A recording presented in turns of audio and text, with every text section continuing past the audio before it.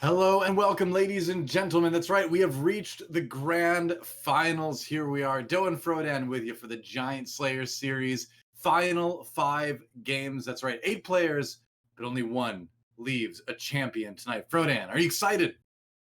I am very excited because I am ready for. How do I do it? Me mech. Yeah, there you I'm go. ready for the mechs to take over. Delicious Milk has entered the chat, and we were kind of listening to players with some pre-tournament trash talk of what will happen. So time will tell. But tonight we're going to play 5 lobbies, and after 4 weeks of play, it's kind of led all up to this very moment, and we'll be crowning the first champion since the launch of Set 3, unless you want to count the Invitational. But I think that given how stacked this tournament has been, I think no one will deny that this does feel like a hard-fought championship crown.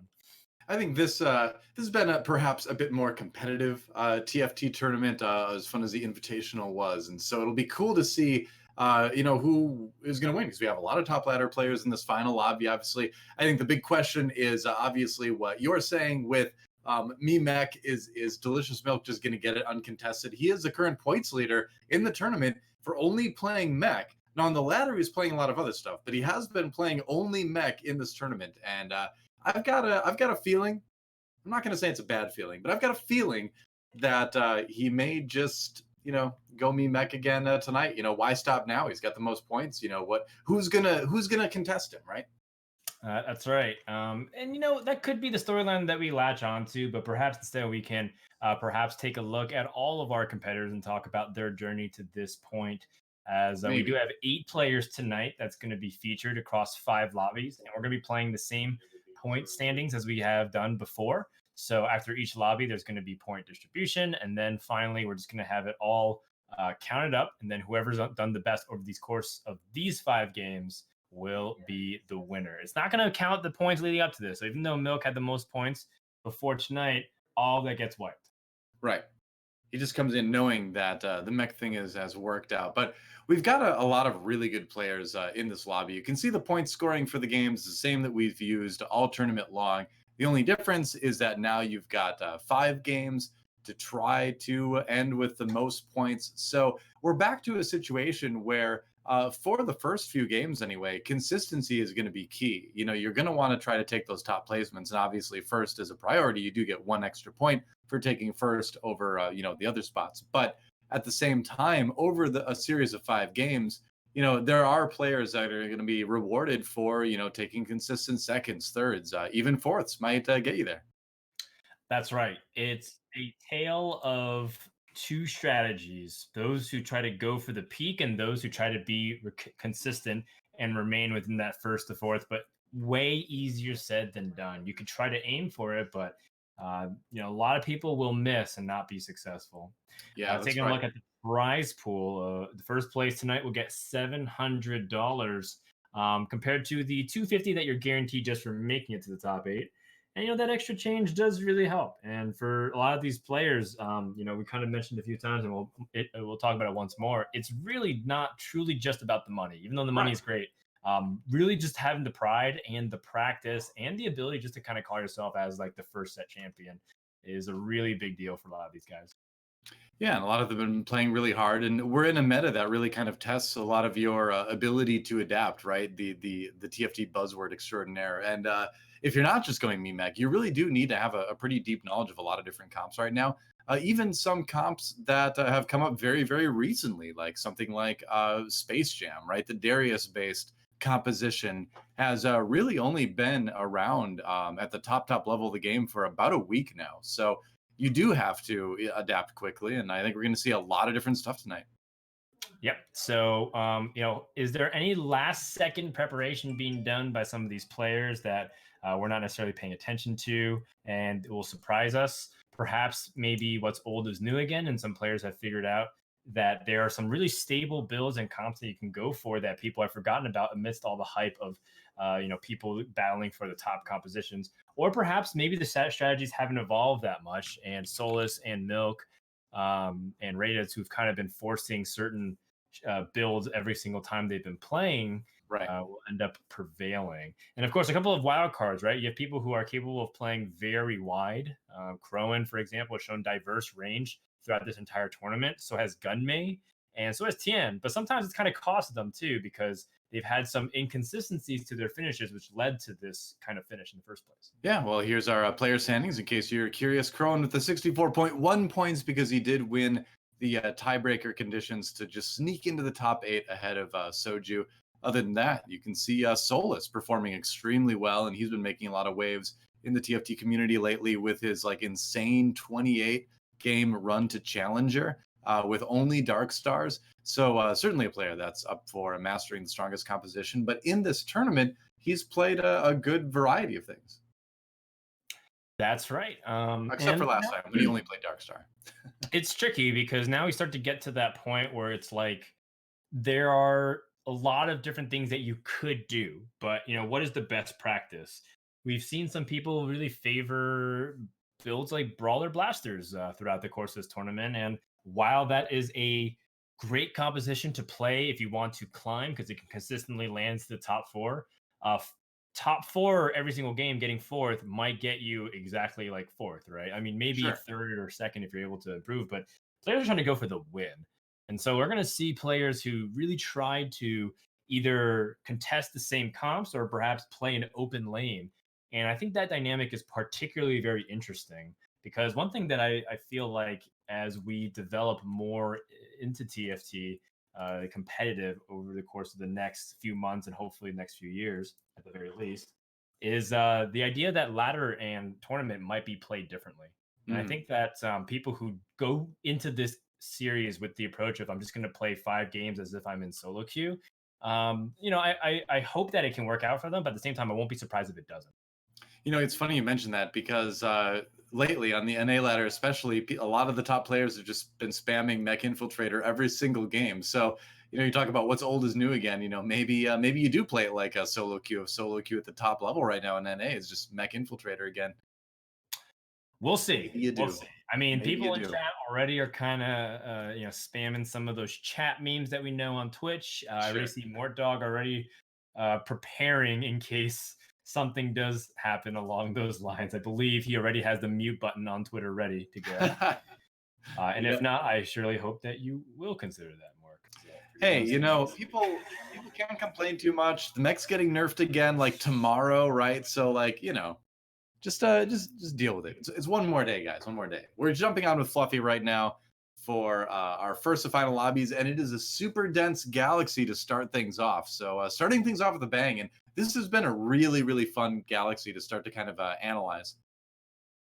Yeah, super dense galaxy really kind of throws a lot of rules out the window of how you want to approach currently TFT, the current version of TFT, because you're going to be getting that free force of nature at level 5. You are incentivized to level aggressively, but by having an extra unit, it creates a lot of composition synergy that you normally can't have. Usually, some of the compositions that struggle to get all their synergy, they have to make some tough choices and trade-offs, like a kale-based composition that Rayditz likes to play.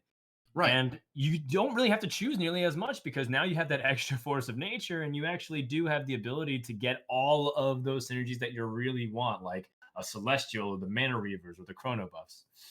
Right. I was actually thinking the exact same thing. Dark Stars has that enabled where you put in the Cassidon and the Thresh, and then suddenly you're gaining quite a bit late game. We'll see. Fluffy right now, just picking up a couple Vanguards. Vanguards feel like to me, Vanguards kind of feel like the Woodland Druid of this set so far, where you can never go wrong picking up a couple of them early game. Just a couple of those and a damage, and generally you're doing pretty well as long as you can ideally 2-star one of them. Yeah, and I think that Super Dense is just really uncomfortable for a lot of players to play when they feel behind. This is a galaxy that damage with the changes to player damage recently in set 3 in particular. We've started experiencing a little bit more aggressive paths that put pressure on the rest of the lobby. But in Super Dense, it is exacerbated even more because you get that extra damage based off each unit now. And if there are a lot of 2 stars, maybe even some 3 stars, the damage really starts to rack up round after round. And you're like, wow, like if I go for an early losing streak to try to go for a mech infiltrator, like what Milk might be doing, as he's indicated that he wants to, then they're going to struggle a lot more and perhaps have 10, 15, 20 fewer hit points than they usually have. I think that's a great point because Mech Infiltrator is usually a comp that already does skirt the edge of dangerous HP levels to come online. So in a Super Dense Galaxy, that might be a little bit too dangerous, but we'll see. Because we've seen DeliciousMilk take 8th, and in fact, so far in this tournament, he still has only ever taken 1st, 2nd, 3rd, or 8th. Those are the only spots. So he's not afraid to take a top 8 once in a while with this comp because he gets so many points when he does top 3 in like the next game.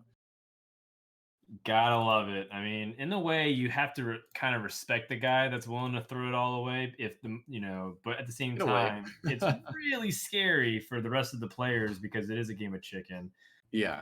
And he does have inconsistent days too. Like for instance, the last day in the tournament that he played last week, he went 3rd, 8th, 1st, 8th. So 2 8s.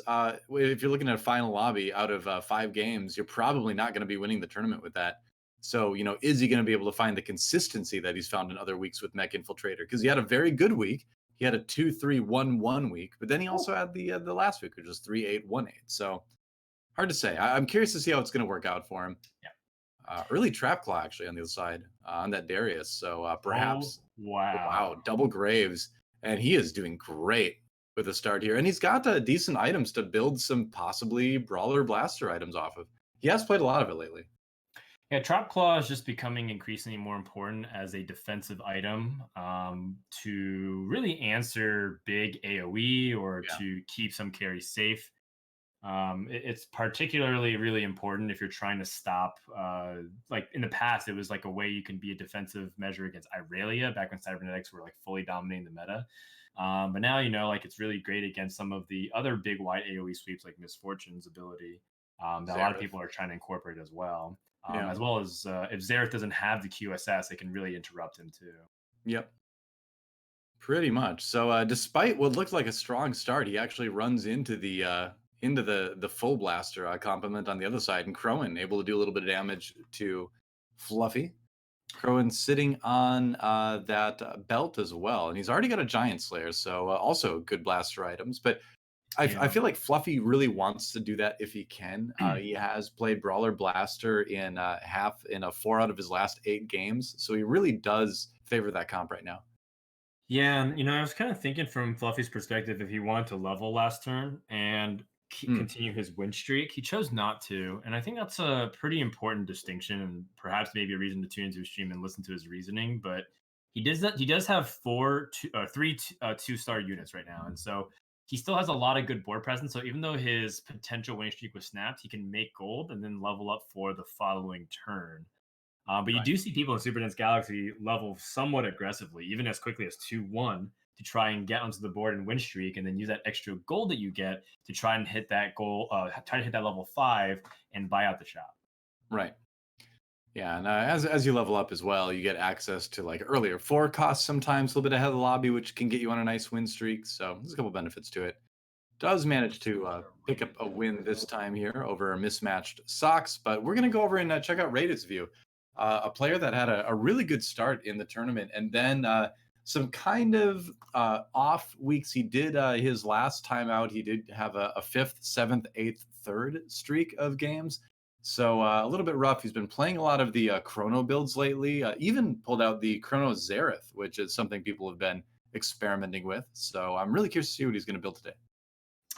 Yeah, Rayditz, very similarly to Milk, has kind of been playing the same builds this entire tournament. It seems like he very much likes the Kale and the Cybernetics comps. Mm-hmm. And I don't blame him. I think that they are some of the highest skill expression that you can achieve in the set. So I'm also a big fan. And he does have a pretty good start with 3 Cybernetics. Does have the ability to level and put in Shen, and then has to figure out one other unit to put in and just have a Chrono on his bench. Yeah. And he also has a Cassidon. So these are a couple of choices that he has at his disposal right now. Now, the last Super Dense Galaxy that he played in the tournament, he ended up going 6 Darkstar, 4 Celestial for a 3rd place, which was kind of an interesting adaptation. Okay. But you're right that he usually does like either the Cybernetics or the Chrono builds. But like it hurts my heart a little bit when you talk about what an wonderful expression of skill it is, and I'm just like imagining a Kale just 1v9ing, watching her attack a million miles an hour, and I'm just like, I mean, that's the skill. payoff for having good fundamentals to get to the position where you can do that. Yeah, for sure. Um, but yeah, But obviously there's still, moments where like KO feels like she just takes the wheel and it's like it doesn't really matter how it's like you're like, oh, okay, I'm just kind of hoping that my 7 other meat shields can stall for enough time so that KO can destroy everything. oh, Lucian takes out the early Jin, Wow. wins that 1v1. That was like one shot away from Mm. going the other direction. So the only thing about the setup here is that I was kind of thinking about that Blitzcrank in the shop here for Rayditz. Hmm. And I'm not sure if I'd be playing units like Poppy unless I get to Poppy 2. And having a 1-star Blitz is still very useful. So I was thinking about it. Now 2 more Blitz appears into shop and kind of tempts Rayditz here. Just Yeah, to say, like, do you want to try and maybe lean more towards a KO composition? You do have the 2-star Zaya early, so Zaya can hold on to Kale items. The very problem true. is that his items are just so far off from being able to achieve like the ideal Kale things. The closest thing that he has right now is the glove to make a Quicksilver to keep Kale safe from crowd control early. Right, or like, would you say like a bow for Rage Blade would Right. get Oh, you he does excited have a about bow on the Kale as Lucian. well? You're right. Never mind. But Sure. still, yeah, the point stands that he still doesn't have that like strong direction of when he wants to lean cybernetics or go towards Kale. Yeah, that was a legitimate question, by the way. I wasn't just messing with you. I don't play Kale a lot, so I'm familiar with the build, but it's just not one I choose to do very often. I'm Yeah, not it's skilled enough, you know. pretty much predicated on like who becomes your first carry. And in this case, he did have the chance to play like red buff Yeah, onto Lucian, but I think he wants to just stay as flexible as possible. Usually, what ends up happening is if you play an early red buff on Lucian and you're playing cybernetics from there, you just lean towards cybernetics, and then you use things like this glove to build into Irelia.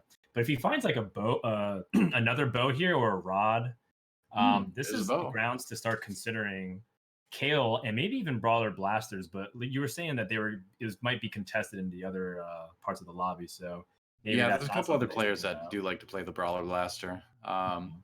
Kale has actually, if you go back and think about the games in the tournament we've seen so far, early Wukong is kind of enticing. Yeah, we haven't seen as much Kale play as I thought we would see. Uh, it has been Rayditz kind of the standout Jeez. Kale player, but wow, what a start for this Jin in Yeah, this comp amazing for start. Vanguard. One item from what is largely to believe to be the best items on Jin. Yeah, Ruined Hurricane, Guardian Angel, and Trap Claw are considered to be the 3 item trio of items that you can build onto Jin, and he has 5 out of those 6 components that lead to it. However, he's going against Socks, who also has an early Jin, and I also thought I saw Gunmay with an early Jin. So what is happening? There's so many early Jins at level 5 here. I think what is happening is there's going to be a lot of people that don't have Jin 2 later in the game. So I a lot mean, of they people all who are could going to be trying theoretically. to high roll a Zareth, Yeah. we'll see. They all could get Gen 2 and Zera 2. It's just unlikely that's the It's just case. less likely, yeah. But And I mean, Dark Stars is one of those comps. I mean, one of the reasons why it's been so popular lately is because you can play it in a lobby that's contested because it relies much more on 2-star units than 3-star units, like a lot of the reroll comps have been popular this set as well, such as the one we're looking at right now. well, I mean, if you think about it, if 3 players have Dark Stars, 1 player Cybernetics, another player is Brawler Blasters, there's not many more players in the lobby to contest a mech infiltrator. So if that's indeed True. what Milk is going for, we haven't seen him yet, but I can only imagine what's actually happening over there in Milkland. I would Then be he's surprised if he probably gonna wasn't. have an open lane. I would be very surprised if he wasn't. So Souless takes a shot from Fluffy, who's got the Darius online. Yeah. And a couple of like compositions still might be able to surprise people. We've been seeing the rise of the Space Jam Darius Jace combination, and we've also seen another gruesome twosome in the form of Master Yi and the Yasuo comps making waves for Khroen yesterday. So I would definitely keep my eye out for those possibilities. There's also the option, I suppose. If you look at TN, he's one of the only players in the tournament that dares to go Star Guardians in this meta. I don't think it's very good right now. But if you high roll and if you are uncontested, if you get just the right items, and if you get a Cinder 3, and if you get a Neko 3, you can maybe get a top 4. And he has done that a couple times with the build. It's a Yeah, lot of ifs, though. and it's pretty nasty. Speaking of nasty, this rapid fire cannon Lucian, covering the entire map. Hmm. Pretty nasty to keep him in the back there. Whoa, a full item carousel. It's the good item carousel. These are all tier 1 Whoa. items. And Yeah, they're look at that. so powerful. GA, And they're, Death oh Cap, my Seraphs. Milk has the Aye. bramble vest. What? Oh no. Well, I mean, that kind of answers our question as far as if there was any doubt, he's going Mech Infiltrator. Grabbing the Bramble Vest early is probably a pretty good indicator. We're gonna find out in just a moment, but yeah, looking like Mech. And as usual, he is down at the bottom of the lobby. And I think this goes back to your earlier point, Dan, where you were saying that a lot of times you can take a little bit extra damage here if you go for a comp like Mech because everyone else is getting those earlier 2 stars and getting more higher level units early on. And he does not, he's trying to go for Mech Infiltrator right now, but he doesn't really have much of it online. Finds a Shaco, just going for a little bit of Brawler, Chrono, Mana Reaver, using the Space Pirate, and kind of making Malphite his mech right now, basically. It's basically the wait for Fizz, the Fizz waiting room, Yeah. featuring DeliciousMilk and friends. Without Fizz, he's going to bleed a lot more HP. Right now, he's actually accepting that he's going to lose. He's just trying to lose by the fewest amount of units as possible. But I mean, this is a Jhin fully stacked. Socks has the other variant that's largely considered to be super good, which is Infinity Edge and Runes and Trap Claw. And Yep. that's super good too. You could pretty much slot in almost any offensive item there. You don't have to play Guardian Angel. You can play Last Whisper. You can play Infinity Edge. And that's what makes Jhin so scary is that he can make use of all of these AD offensive items. Like one of the things I suppose that DeliciousMilk does have going for him right now is at least as he's losing this HP, he's gaining another gold or two each round with Space Pirate. So he's keeping his economy fairly healthy, but it definitely does hurt missing the Fizz. A lot of times you don't see it till 7 anyway, but still. Yeah. 32 life is still doable, but if Milk loses and goes in the 20s, he's in one of those situations where he has to hit or he is dead. And that roll is down at that point. That's a tough situation to be. And you can see that he's trying to squeeze out every goal that he can get, just trying to justify selling Kassadin here. He does. Huh. But So he gives up Mana Reaver with that, which doesn't feel great. Yeah. So hitting the early Cho'Gath gave him like a decently tanky front line for this stage in the game, but not the forecast he was looking for, certainly. Going up against Souless now, who has another pretty built-up Jhin. Yeah. And the Malphite does a good job stalling, but again, Souless doesn't have a lot of damage. Or sorry, Milk doesn't have a lot of damage. Souless has plenty of damage in the form of the Jhin. Yeah. And now Milk is going to have to hope that he hits Fizz, and if he doesn't hit Fizz, he might roll down past 50. Oh, I almost thought for a second that he would find the Jhin 2 before all the Darkstar players. But we'll see what he can find. At least he's got sort of a grace period with infiltrators here. Okay. And we've seen him go down to like what, 11 HP? I think was one of his comeback games. Yeah, 11, I believe. Yeah, but if Milk loses 3 rounds in stage 4, I think he's guaranteed to die. Probably. It doesn't look like a first place game, that's for sure.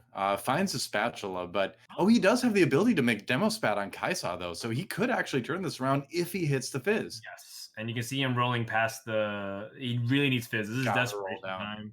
You can't wait any longer. 3 Annies in the so many Annies. Oh no, but he's running out of time. He needs to try to find that Fizz, but I think it's just not going to happen right now. That's so rough. So he's putting in the Rumble so he can make the demo spat onto Kai'Sa. Oh, wait, no. Okay, there you go. Yeah, now he has it. Trying to get it back there in time, but it's only a Kai'Sa 1. It's a Kai'Sa 1, but the stun is what's most important. And again, even if he loses and he knows he's going to lose, it's about losing the fewest amount of units left on the board. And yeah, Uh, Milk is on his final out here. 3 strikes and he's done, and that's one. Yep. But it wasn't that 17 bad of a loss, HP. only a few units. So maybe he could have squeezed out a fourth round if he ends up losing more fights like that. Oh, Finds a there's a Fizz. Fizz. That's a big moment.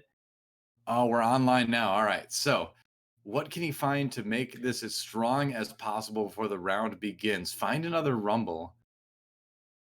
Yeah. Well, he has the important units. Everything now Yeah. he has the 4 infiltrator, 3 mech online. And even though he's at 17 HP, this is still very doable for Milk to squeeze into even first place here. Yeah, Morello's as well for Kaisa. So he's got great items on the Kaisa. He just needs to really find like a Kaisa 2 right now. Huh. All right. So close to an Annie 3, relatively close to a Rumble 3. This is scary though. This Lucian Yeah. 2 is very intimidating. Mech And is doing a the lot of thing damage is, though. Milk has a bunch of 1-star units onto the board, but it looks like he's able to clean up just enough. Dude, Garen is dancing, and dancing means victory. And Delicious Milk is maybe starting the comeback here. Yeah. So now when he starts hitting his, if he hits Annie 3, that can really compensate for the fact that Fizz is still at 1-star for a long time, despite how much gold is rolled.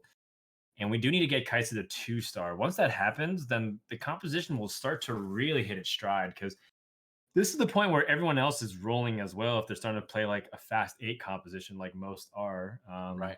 it seems like relatively low amount of rolling though. I saw a lot of people with high interest. So it looks like people are kind of playing the waiting game right now, even though some of them went to 8. Yeah. So he actually dropped a Shaco there to hit 30 gold. So just really confident in his ability to also win, but also just kind of accepting that if he wants to have any real chance of top fouring, he needs to get more of an economy going. And he's strong now. Yeah, the main thing is that for the first time, it looked like Milk actually scouted this game and you saw how many Dark Star players there Breaking were. his rules. Yeah.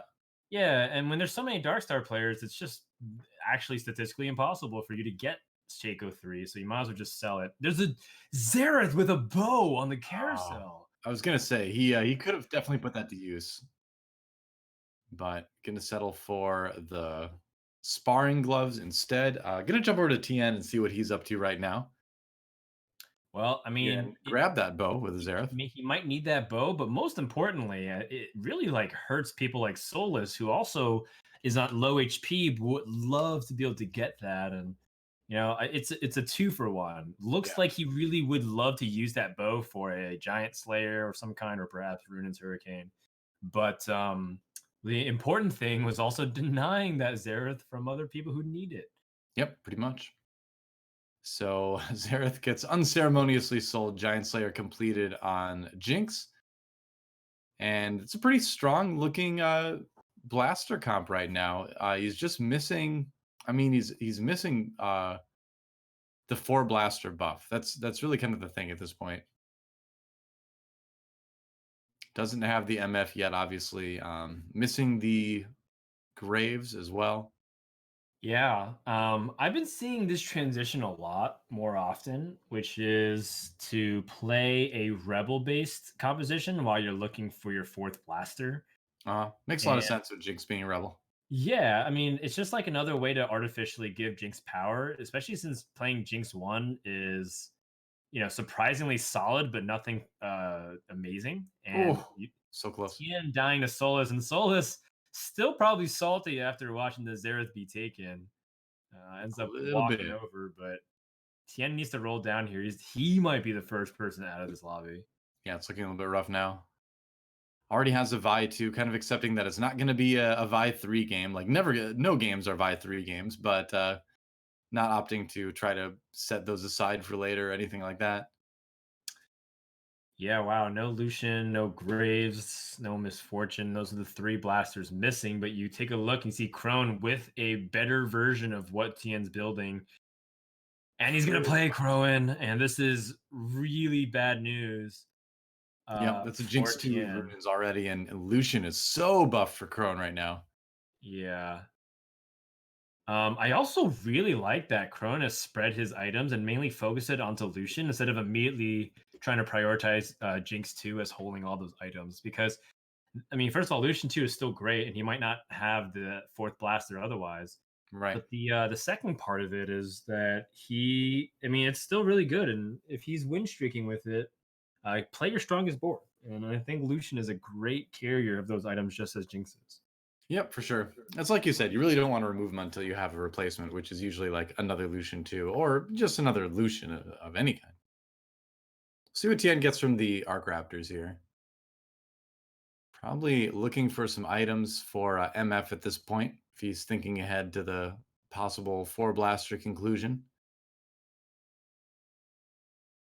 It's a little ways off of that, though, but he does find some decent stuff there. Has the ability to make another GA if he wants it. Could even make like a Hex Tech Gunblade, which Yeah, not spectacular, but something. kind of brutal. Looking for blasters. There's Ezreal? one. Oh, he already has an Ezreal, passes so on he doesn't it. need that. Yeah. I mean, it might be the point of no return where he's just like trying really hard to get fortunate and find a misfortune. But So yeah, he and also he throws needs to use his the items here. This is like the last chance for him to do so. Yeah, you got to do something. I like the Ionic Spark. I like the Soraka in for Mystic, and then also possibly the heal and everything. Heal comes through a little bit, not late, but just not quite in time to keep everybody Yeah. healed up. And Tien looks like he's going to be exiting first here. DeliciousSmilk on a winning streak, in fact. So Tien, unfortunately, our 8th place player in game number 1 here. Rough start for him. Kind of ended up in a comp that was a little bit contested and just didn't find his pieces as fast as this man on your screen right now, C9 Right. Khroen, looking like he's got a much stronger version of this Right. comp. And this is one of the things that your board allows you to do with the super dense galaxy. By having that extra force of nature at level 8, he can just very comfortably play the rebel. Mhm. If he finds Aurelion Soul, that can also just replace Sona. And overall, like it's just a really solid board. I like it. He even has moved some of those items. He sold that Lucian 2, made a Lucian 1, still waiting on Misfortune so they can hit his ultimate power spike. Yep. But he's doing a great job hanging in there with the lobby. He's not leading it, but he's still very competitive. And Khroen is now the second player on a win streak. Souless is almost dead. Oh no, and DeliciousMilk tightens resolve on his mech now, and that 17 HP has not changed since the last time we took a look at him. So he's Yep. coming up. So we're saying the moment you get Fizz is when you can start stabilizing. Yep. And Milk did a very good job transitioning. And now this 17 HP, if as long as things go well still, and Milk doesn't like accidentally miss position or he keeps like hitting his units and not low rolling in that situation, Milk looks like he's in a good position to get top 4 at least. It does. All right, let's see who Khroen's next opponent is. It is the Dark Star Extraordinaire Souless, with pretty good items on that Jhin. Has another Jhin 1 in with another Runins just to do even more damage. The Cho was so big, and now Jhin can't attack. Yep. Giving a lot of time for people to kill the rest of the board before Jhin can start attacking, but it takes too long. And Jhin gets back online and starts killing everybody. So Khroen, his comp has a lot of CC. It looks like it's lacking some punch, though. I mean, Souless at 1 HP as well. Really just kind of in that situation where he needs to win every single round, too. Let's see what Khroen grabs. Zephyr, taken by DeliciousMilk. Pretty wise. There were 2 Zephyrs on that carousel, actually. DeliciousMilk grabbing one of them, because the more Zephyrs you have, the less you have to worry about your opponents having, too. Yeah, and it looks like Khroen's favoring getting the Shen with a Zerat portal, perhaps using that Zerat portal to stall for a lot longer, so that way he has even more time. Mhm. And I guess when you're playing things like Red Buff and Giant Slayer with blasters, the longer the battle goes, you will be able to burn them down over time. But it's Very going to true. be hard because this is the point of where I feel like Brawler Blasters starts to fall off dramatically. Really was fishing for another Jhin 2. Finds a bunch of forecasts, but not the one he's looking for. Not finding a Xerath either. Not yet. Meanwhile, looking over at one of his opponents who did find the Xerath early. Yeah, and the way Souless is scouting kind of implies that he might have a mirror match against Socks, or he's going to play Milk. So it seems like he's keeping tabs on his likely opponents. And it's going to be Rayditz, another player that he was kind of keeping an eye on very loosely. Finds the misfortune with the Zephyr. That's really big. Yeah, nice Zephyr in the back line to prevent that misfortune from attacking for a little while. But if that ult goes off, oh, she turns and only fires at Shaco. And Shaco is happy to take all that damage for the rest of the Darkstar team. Comes back with the GA and unfortunate MF ult that may have made a difference. And also, MVP Lulu ultimate as well to polymorph the Kale just before she started turning onto the Jhin. And you can see that like all the small ways that he's trying to position here is really helping him. Well, in this case for Souless, he's pretty much capped out. Like he doesn't really have the optimal items or any items on Xerath. But in terms of what he can do with this is the best that he's going to get for a while, because finding 2 more Xeraths is a very tall order. Yeah. Do you think there's a chance that he removes the Jhin 1 and moves the Runins over onto the Xerath? It's entirely possible, but right now I think Souless is hoping that he can just survive Milk or potentially knock Milk down a peg or two, but it seems like Milk is going to eliminate Souless because his Rumble 3 is going to go unchecked unless Shaco can make miracles happen here. Yeah, but the Bramble Vest, though. Oh, that was so close. Wow, Souless out at 7th. Ouch. I can't believe it. Wow. DeliciousMilk surviving. Now looking at another one of our Darkstar players in this lobby, it is Gunmay, who has played a pretty good variety of comps throughout this tournament. He is one of our more, I would say, well-rounded players, but he does like the Darkstar, playing that in 4 out of his last 8 games. The double Giant Slayer is pretty interesting, but the most important thing that I want to focus on, or sorry, the one Giant Slayer there, the double Zephyr rather, is pretty interesting to me. Because if he's going up against other Dark Stars, they are kind of dependent on those first frontliners dying, like Jarvan and Mordekaiser if they are playing them. Yeah. And anybody else. And the fact that you can kind of remove them very quickly and start to chew into the back line has probably given Gunmay the edge here. Gunmay also probably wasn't like going into this game thinking he's going to play Dark Stars, but I believe he was the first person to get a Jhin in the shop, or one of the first people. And so it's only logical that he also went for it as well. And, there's only so much room for Darkstar players in the lobby. Souless, unfortunately, was the first victim of the contested comp. Yep. And Souless is a great Darkstars player, too. I mean, he's very, very high in the ladder from playing a lot of it. But again, even though you say it's a comp that you can play against in a little bit of a contested lobby, you still do run the risk. It is still weaker no matter what, Yeah, but now Socks looks like he's trying to contest here, and it's very close. Xerath's trying to use his ability, but takes too long. Gunmay's going to win this fight. Shoot down Socks. Socks isn't dead, but now Socks is within that danger zone. Yeah, it's looking really good for Gunmay in this lobby right now. I think the big question is, can he beat the mech pilot? Can he beat DeliciousMilk? He needs Xerath, and he finds one finally. Yep. Thresh thrown in to grab Chrono there. Helps out Xerath damage quite a bit. Kind of intrigued by this just Blitz 2 being played. And one thing that I think is kind of underappreciated about Xerath is that if you pull another Darkstar unit in, it just kind of counts for the Darkstar death tally, if I recall correctly. So him just having Lux being pulled also potentially is just more units on the board for Darkstar to get stronger. And now if Milk dies by a big lead here, Milk might be dead. I think he is. He'd taken a lot of damage already, and he is 0 HP for DeliciousMilk. He goes out in 6th place. Seemed like he had a nice win streak going, but Darkstar is a pretty strong comp.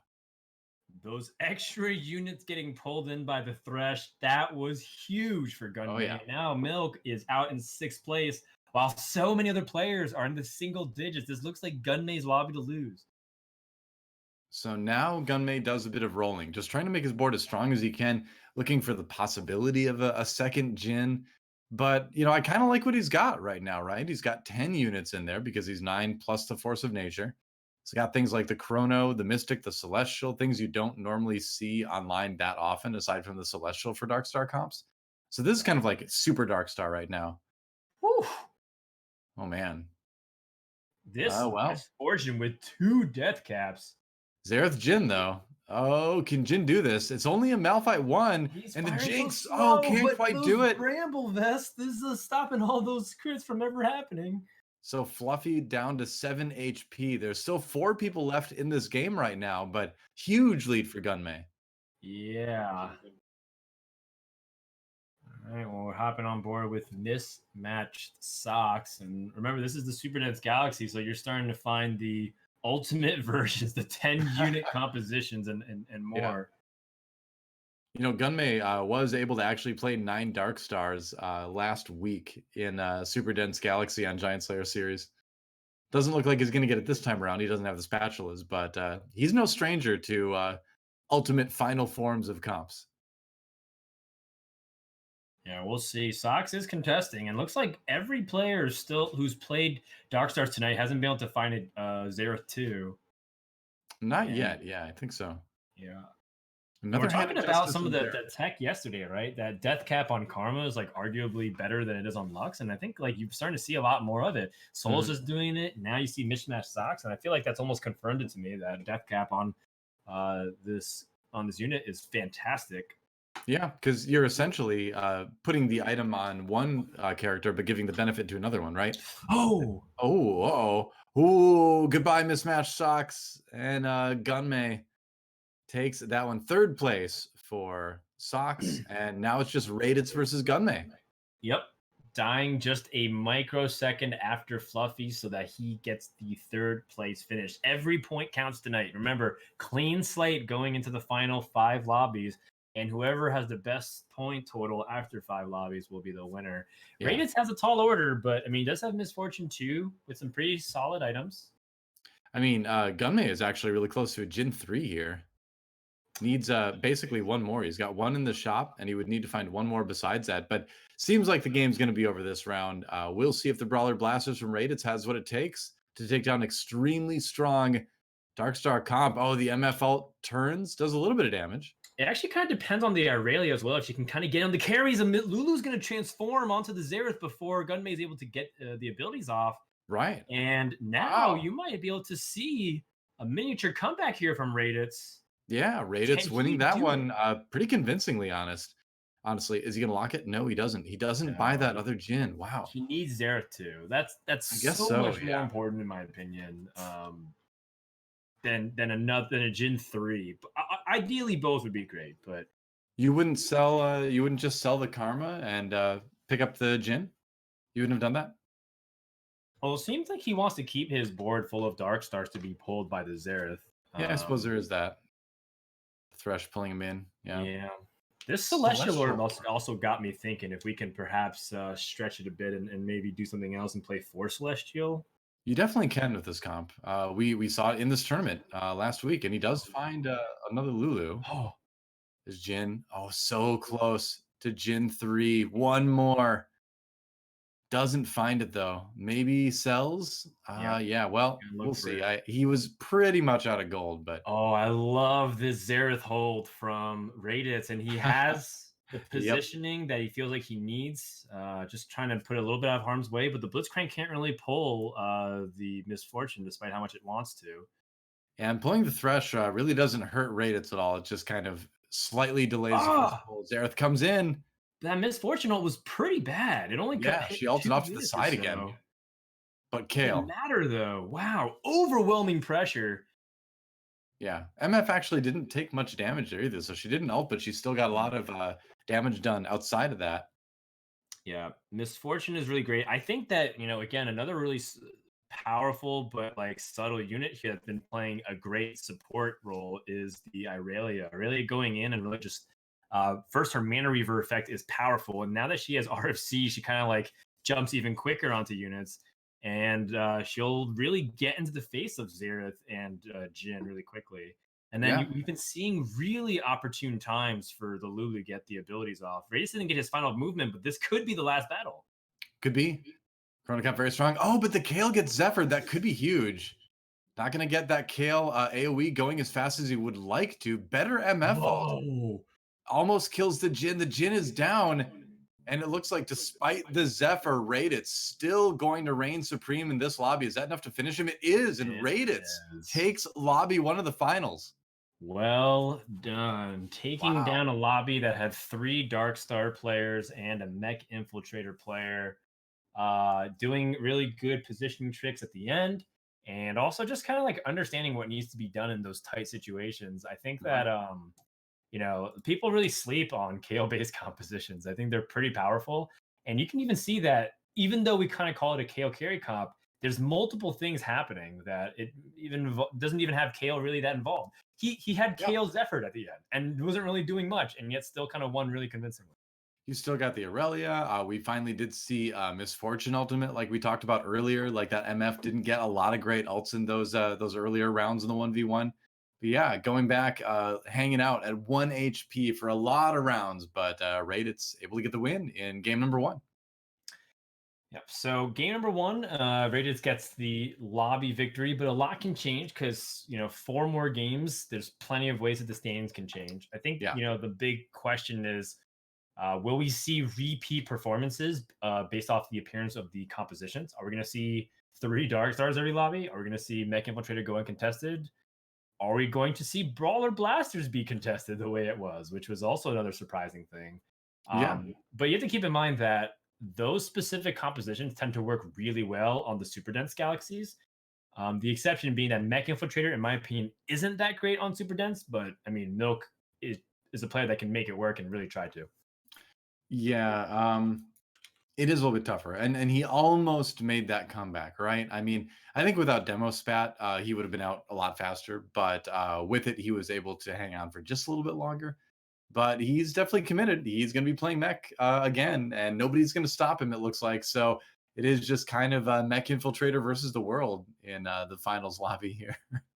Yeah, so we'll see again, like how things shape up in lobby number 2. But if I'm one of those Dark Star players, or perhaps Tien with the Brawler Blasters, I understand, the reasoning of going into it, Sure.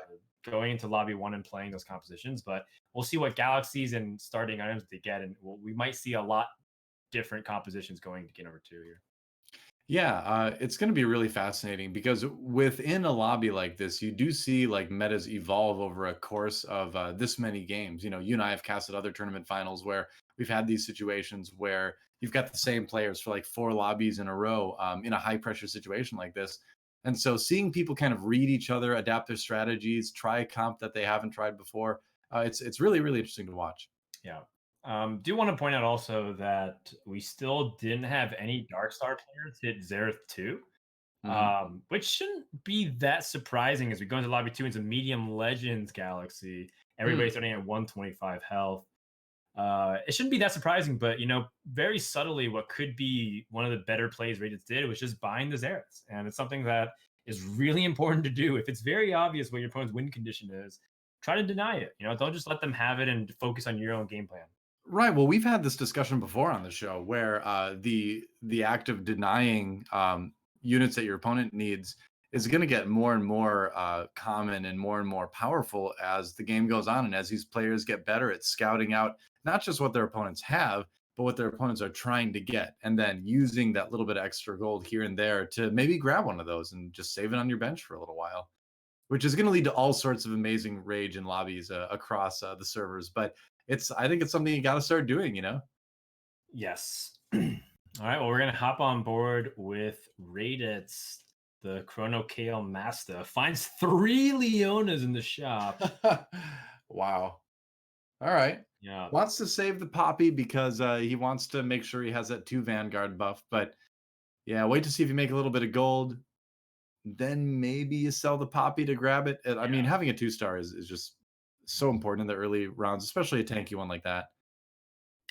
Yeah, there's no incentive to sell the Poppy until you know that you have no gold. But Exactly. even if you don't find the gold, I've seen people not choose to buy the Leona because chances are they might find it.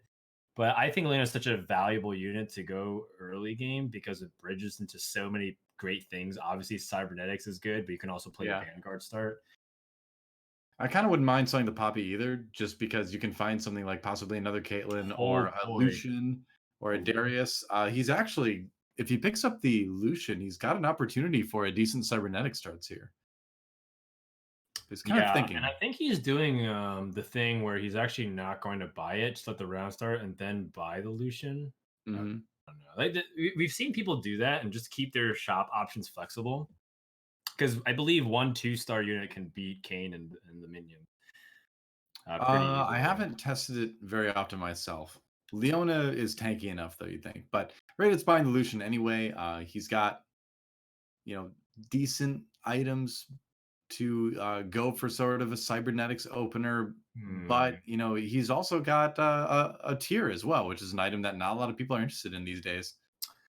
Yeah, tier is okay in So you get everything. cybernetics. Actually, he does have a redemption. Redemption is like totally viable as an item for cybernetics. True. But yeah, he's got like a bunch of halves of things that he wants. Like he obviously wants red buff. He has the belt. He would love a giant slayer, perhaps, but that's also or like a handed, or it's not a hand justice. He would love a rapid fire cannon or a rage blade, but doesn't Right. have that either.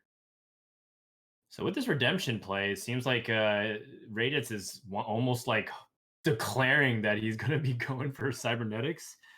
But at the same time, there's a lot of compositions that can use redemption fairly flexibly. I've actually seen a lot of people play it in Brawler Blasters as well as Dark Stars.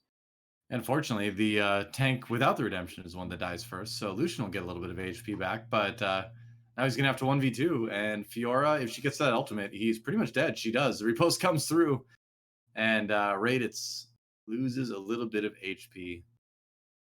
That does happen sometimes. Has the opportunity for a Xayah too here. All right. Yeah. And do you sell the Lucian and just swap the Xayah in? Or no, you probably keep it for cybernetics, right? Yeah. Keep it on your bench at Yeah, least. it's a bit of a tricky situation, but Rayditz doesn't have enough gold. So this is definitely one of the more contentious parts about the set, which is when you don't have gold early and you start off with full items, it does take a while to get set up. So he does have a powerful board, but he would love to, for example, level, and he didn't have the gold to do that because Shen Right. and Jarvan would cost 3 gold collectively, so he couldn't level and try to power spike there. So it's just not necessarily that he would even want to, but he just didn't have the option to. Looks like he's going to be okay in this round anyway. Yeah, I believe that will be normalized more. I believe that's something that I think I saw more talking about, how gold should be more normalized as they've been testing a bunch of different stuff. But Right. like Well, in the this new case, patch guarantees you a small orb out of these first rounds, which should guarantee you gold either via just straight up gold or through champions you can sell. right, right. So you are going to get a little bit more gold in these early rounds when 10.9 drops, which I agree will help a little bit as far as like making more decisions possible, whereas you do have the luxury of leveling a little bit more often. Yeah, and Rayditz does have a very solid start. Cybernetics. He's got the redemption on the Fiora, which shout out to Salvi. He was a person that I first saw doing it like every game, and he was doing it very effectively. Mhm. And I love it. I think Fiora is great because she doesn't. It's so awkward to put items on her, and yet you kind of need her. So like, what do you want to really put on her outside Yeah. of just a component? And I always felt like redemption was one of the best options. Yep. It's hard to argue. I mean, she's usually one of the units that ends up dying early in the front line or ends up in the back as blitzcrank bait or something. So you might as well give everyone a heal with that.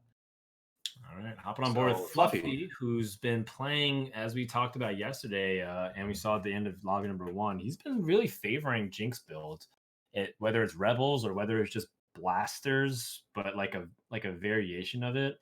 Mhm. There's like some builds happening on Challenger Elo where people don't play 4 blasters; they play 2 blasters and 4 brawlers, and then just use the 2 blaster effect and splash in a ton of utility. Right.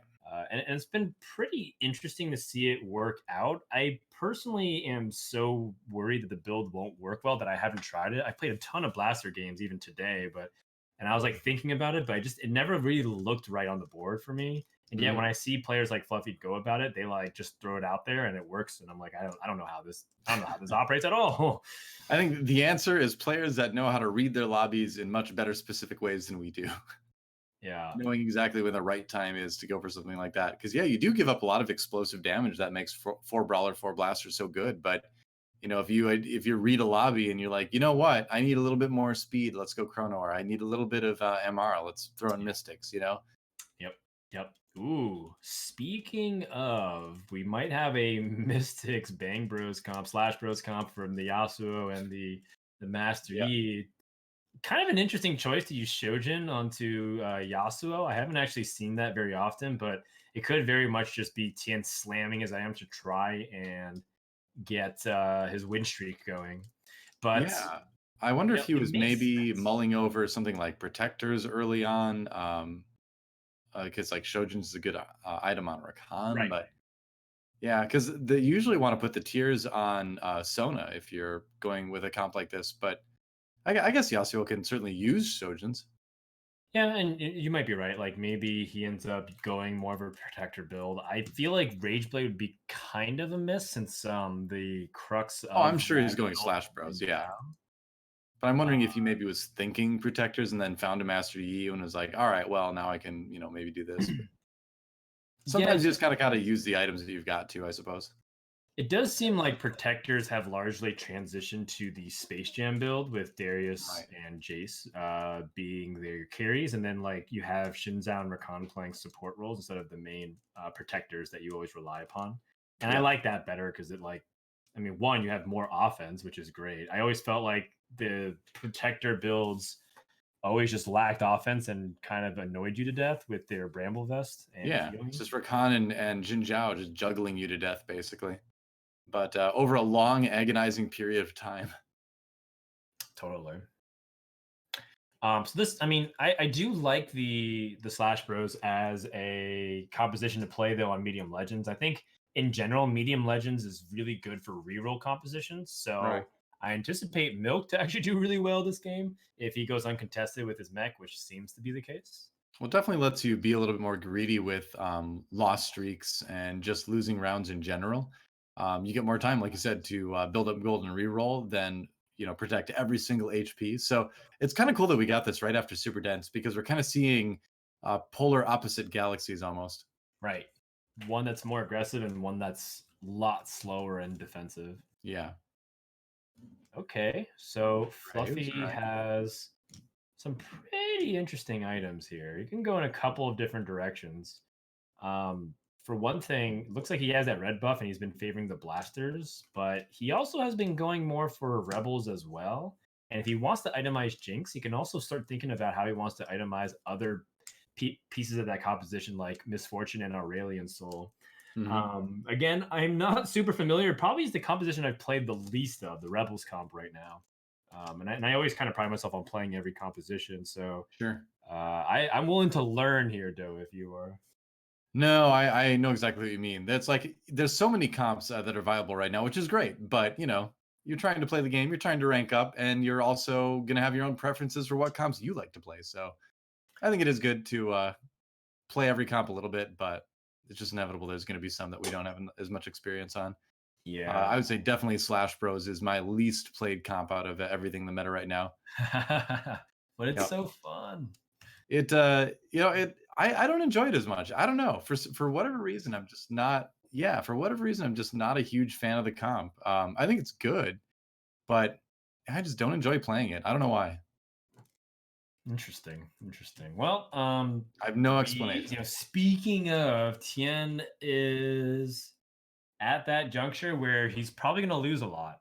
He's probably going to lose like a lot. As in, I don't even know if he can win once during stage 3 because he's still playing Master E1 Mhm. and he's trying to eco up to, he's still trying to eco up in general. Like he hasn't even hit 50 gold at this point. Right. Well, this is what you were talking about just a moment ago, though, where he's still at 108 HP, and so you've got hit points to burn, right? This is one of those comps that can go all the way down to like on a normal galaxy, like 30 HP, and then come back and never lose another round. Once it comes online, especially once you hit like that Master Yi 3. Yeah, So I don't think although he's super one worried thing about that I it. noticed is that Gunmay has the piece. Oh, okay, never mind. I didn't see the Rage Blade onto the Zai. I was like, he has the pieces for mech. Bramble Vest QSS. Mhm. That makes me always think about mech infiltrator because those are like two of the key pieces of the mech defensive item. It Yep. doesn't look like he's doing that. I mean, you could use it for Slash Bros too. I mean, Rage Blade, Bramble Vest, QSS, those are also Yi items. So you never Yeah. know. He could contest that. Tien's kind of looking at it. Yep. With the Shen 2 completed and the Irelia on the bench, it makes me think that he's going to play some kind of KO composition featuring a cybernetics core potentially. That's more likely, yeah. Oh, Yasuo frozen in time. He kind of jumped and then just struck a pose in front of TF. Yeah. He's Kind of down. ironic given that Yasuo is very stun oriented himself. I've actually played a lot of Runeterra today, and Yasuo decks are so annoying to play against because he stuns everything. But I see. yeah, I presume that you haven't had much time because you've been grinding TFT. I've been grinding the heck out of TFT, and I haven't played a lot of Runeterra yet, honestly. I've played more regular League of Legends than a Runeterra lately, actually. The new Maokai Nautilus decks in Runeterra is like a controlled player's wet dream.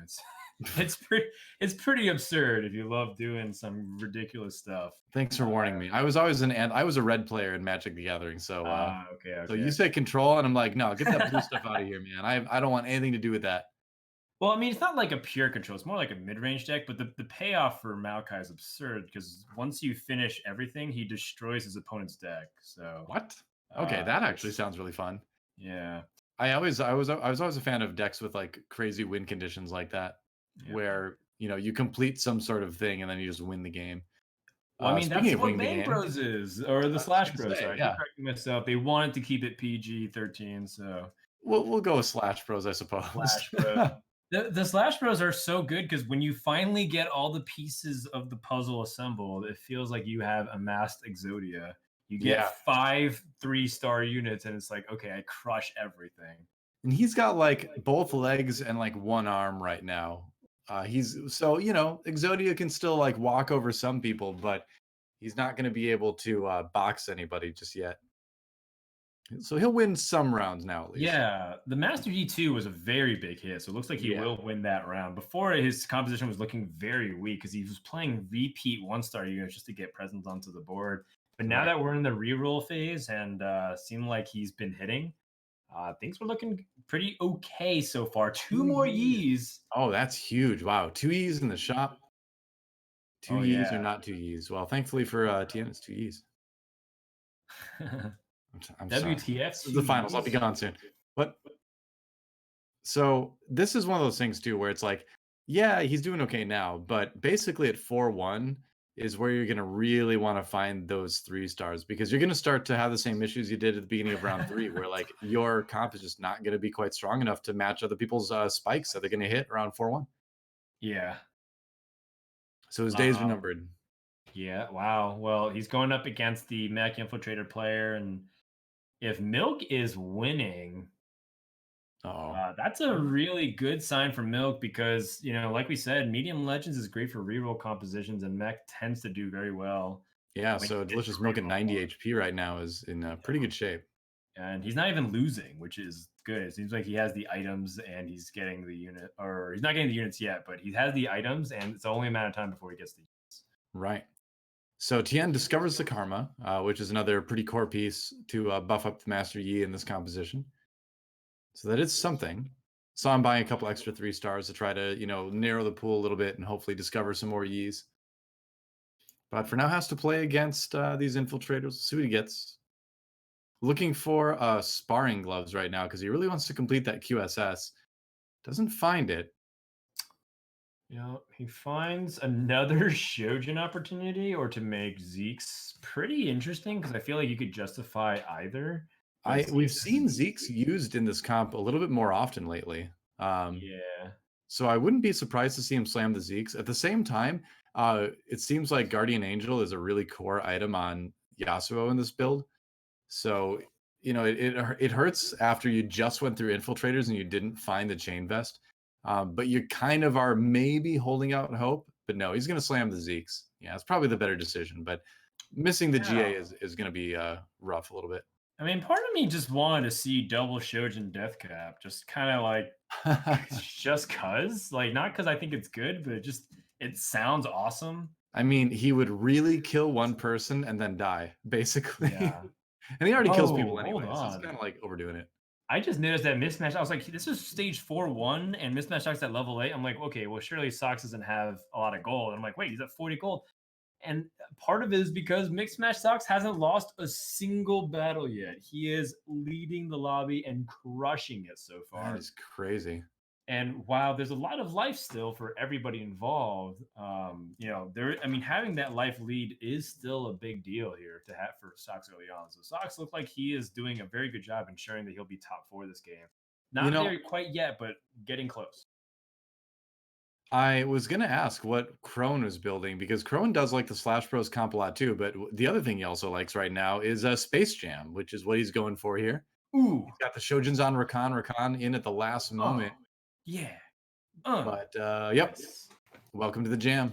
This is kind of like, I feel like Space Jam is kind of like the new cool reroll comp, and now Slash Bros is kind of like the old boomer reroll comp at this point. No, the old boomer reroll is definitely Protectors right now. Well, that's like the ancient like Civil War era reroll.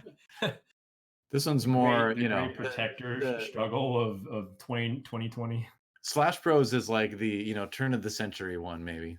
Got it. Thank you for that insightful history lesson.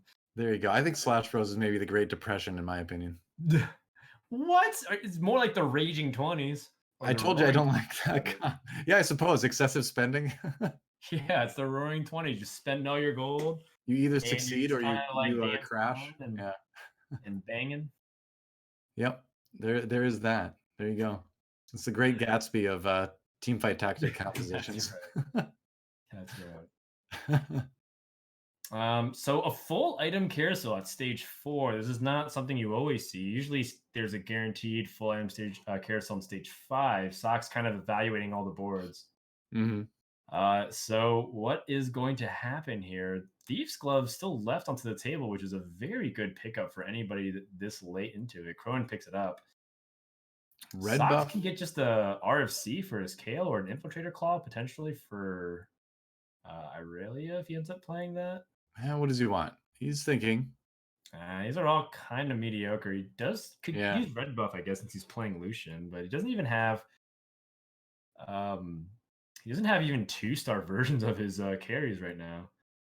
Yeah, it is a bit awkward that you'd want to put on the Lucian, but can the Lucian really use it very effectively? I suppose he'll use it more effectively than pretty much anybody else right now. Right. But still. Okay. We need one more chrono onto the board. Oh wow. A lot of Kales. What? 2 more Kales onto the shop. That's nutty. Yeah. Is this a Kale 3 game? That's the question. You gotta buy them, right? Yeah, totally. Yeah, you have to. I mean, you don't want to go that low in gold, but I think when the shop gives you 3 Kales, you buy all 3. Going up against Khroen now with the Space Jam. Again, Darius goes down, and Kale's a strong champion. She's a strong unit in TFT.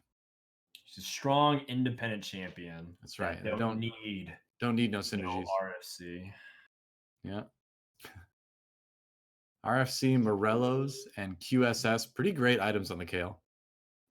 Yeah, Morello, I think, is a very solid item. I don't think it's like my number 1 pick, but by all means, it's a very serviceable and effective item. Maybe even something that scales better into the late game than some of the other things that people pick. I know that people are, for example, a very big fan of Hand of Justice.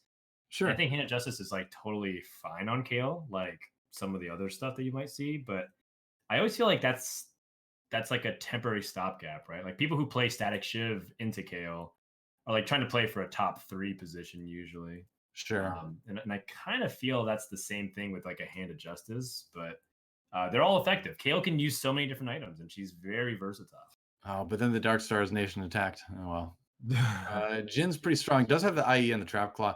I suppose the other thing with the Morellos as well is that when you're playing in a lobby that contains a Space Jam player, which does run the 4 Celestial, a lot of times, you're gonna probably want to try to turn that off a little bit with the Morellos as well.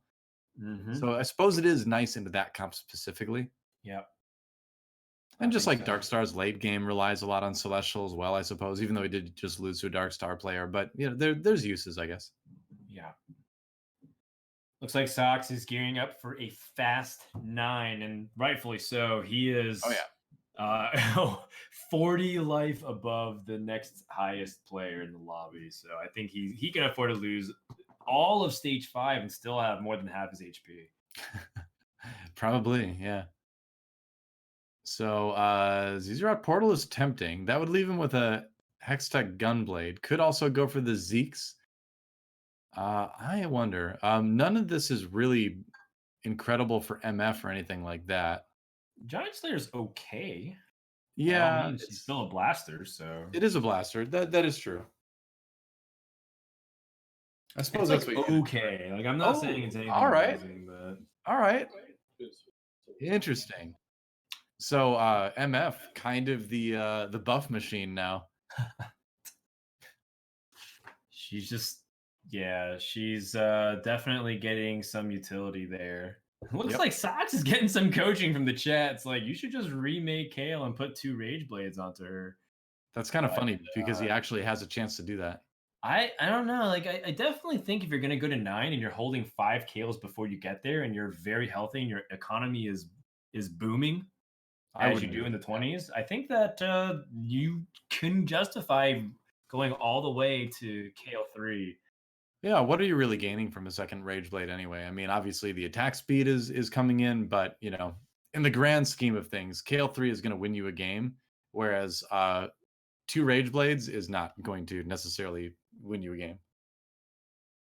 We're thinking about number 1 here. So speaking of number 1, let's go to the player on the absolute opposite side of the placement spectrum right now, Souless.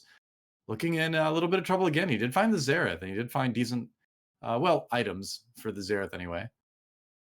Yeah, and Xerath 1 is important to stabilize, but he needs Xerath 2 to start climbing back onto the ranks, and looks like he is on a winning streak, so it looks like things have turned around for him. He has Jin with some pretty solid items. He doesn't have the Runins, which I would argue is his most important item. Finds 2 more Jins in the shop. Wow, what is it with people and finding all the forecasts they're looking for this game? Yeah, I mean, the level 8, you do have the highest chance to find that until you go to level 9, but level 9 is like pretty rare. Yeah. Unless you're like starting to massively win streak. It's very rare to see Dark Stars go to level 9 this quickly, is what I'm trying to say. Right. If you do, though, Sometimes it happens, you can fit in that Celestial buff, which is pretty sick for Dark Stars, because suddenly you have situations where that Jin is healing for a lot when he hits that 4th shot. Oh boy, well, Khroen, that's not Khroen, that's Tien. Tien has the Master E finished, and he is just chopping down everything he touches. Oh no, the Slash Bros are online, and that must be rough for Khroen as well. Well, we'll see. Possibly. Khroen's at 36 life too. This is definitely a tough situation to be in. I mean, it's like we talked about earlier. If you get into like the later stage 4, early stage 5, and you don't have your 3 stars completed with Slash Bros, you're going to start to fall pretty fast. And without looking at his board, I think you can kind of make an assumption from the HP that that's quite possibly what's happening to Khroen right now. I mean, Khroen picks up a Jin with a Runin. That's really good. Soul's picked up a Xerath with a Death Cap. That's also really good. Mm-hmm. So let's see what Khroen is doing right now and see if things really are as dire as they kind of look like they were. Oh, he was actually not going Slash Bros this game though, wasn't he? That was not him. Yeah, that is because yesterday he was playing a lot of it, but he's playing the Space Jam composition, and he's got the 3 he was kind of stuck between wanting to pick up Runins for the Shojin Runins interaction, which helps him pick up multiple attacks to help get that Shojin buff going, versus the Zephyr, which would be useful. Zephyr is like never bad. I think Zephyr is like the definition of like an above average item always. Oh, for sure. Yeah. It's never gonna, I mean, unless you hit a QSS, which if you do, it's your own fault. It's never gonna do a bad thing. So watch this for COD, and just like let's see if this Runin interaction ends up being like just making it you cast its ult every 2 seconds, which it looks like the case. He's doing it. Yeah. Getting forced 3 stuns that quickly against the lobby leader, it looks like Khroen finally has a window of opportunity to stabilize here, and he's improved from last to 5th. How tight is this medium galaxy right now? I mean, the bottom 4 are very tight, and then 2 through 4 is pretty tight, and then MismatchedSocks towering above everyone with 102 HP. Although he has taken some losses, so that might come down soon. Yeah, MismatchedSocks has lost, I think, 3 times Oh, so Tien finds a far. Shen 3. Okay, yeah, Shen Interesting. 3 is really big. If you're looking at Khrone's perspective, he's looking for Kassadin 3. Yeah, Kassadin 3 is also very subtly like one of the highest damage dealers of this composition. right. Yeah, it can delete front lines with a couple items. You don't usually have items on Kassadin in this build, but he still does a lot of damage. The Jeez. CC is great, but look at this Gunmay just trolling in with the Kale.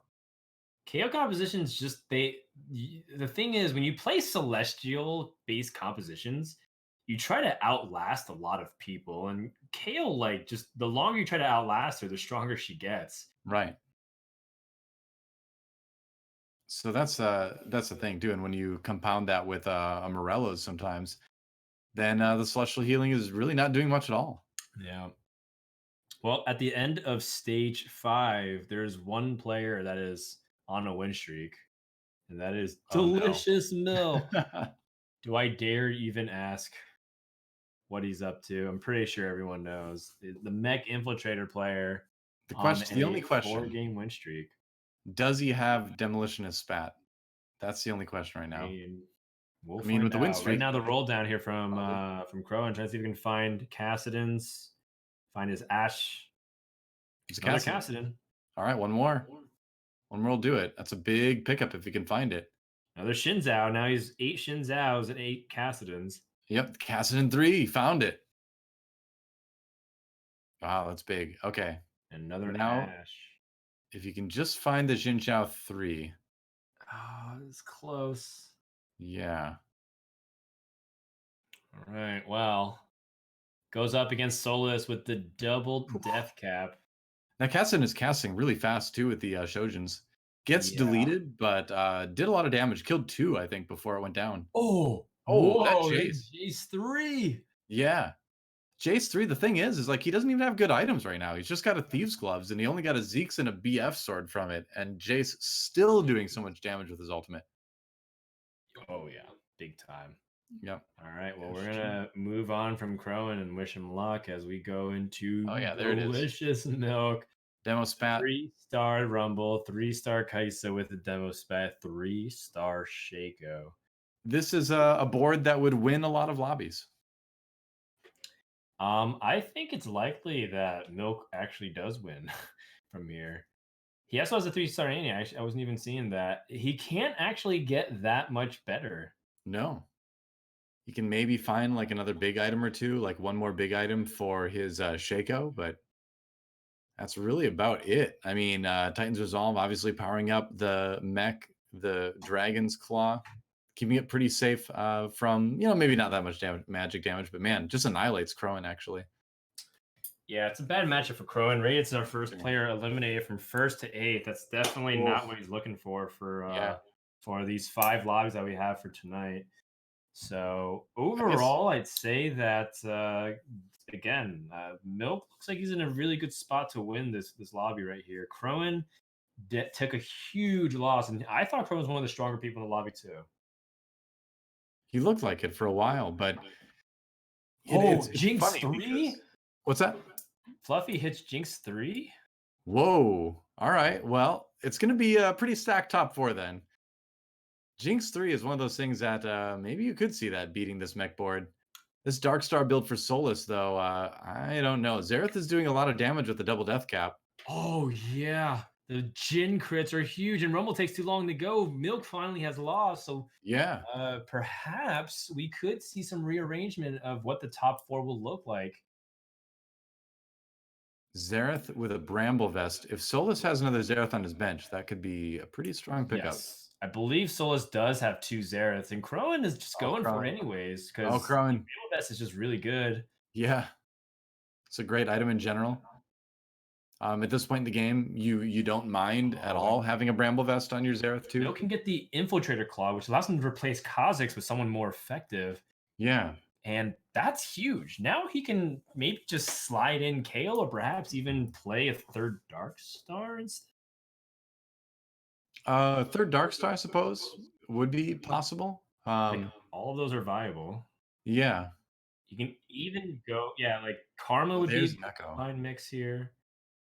Okay. Yeah, Wait, just is puts he the Infiltrator is spread he on gonna once right go now. for the 6 Infiltrator buff? That's sick. Yeah. Oh my god, I was even thinking about just play 6 Infiltrators, forget the replacement of Kha'Zix. This is like Wow. Delicious Milk's final form right now. On board with Khroen, he's gonna play Souless, but I'm really curious to see if Delicious Milk can actually win with 6 Infiltrators. I mean, it got recently patched in. Yep, it's brand new. Yeah. Prestige levels of Chin synergy.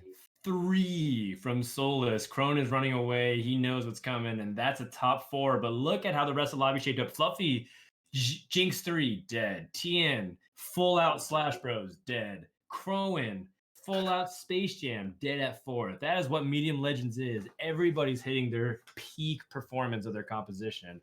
Well, that's this thing. I mean, when you have medium legends, suddenly the reroll comps get weaker, right? Because they're used to hitting their 3 stars. So then when you have normal comps that don't normally hit their 3 stars, like a 3-star Jin or a 3-star Jinx, suddenly when those start coming through, those are going to just like elevate the power level and just simply be better than a lot of the standard reroll comps that can operate in any galaxy.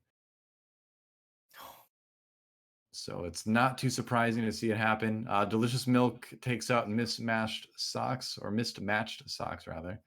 Another win for the Jin, though. Yeah, Solus seems to be the only person that can actually beat Milk, and I think Socks might try to.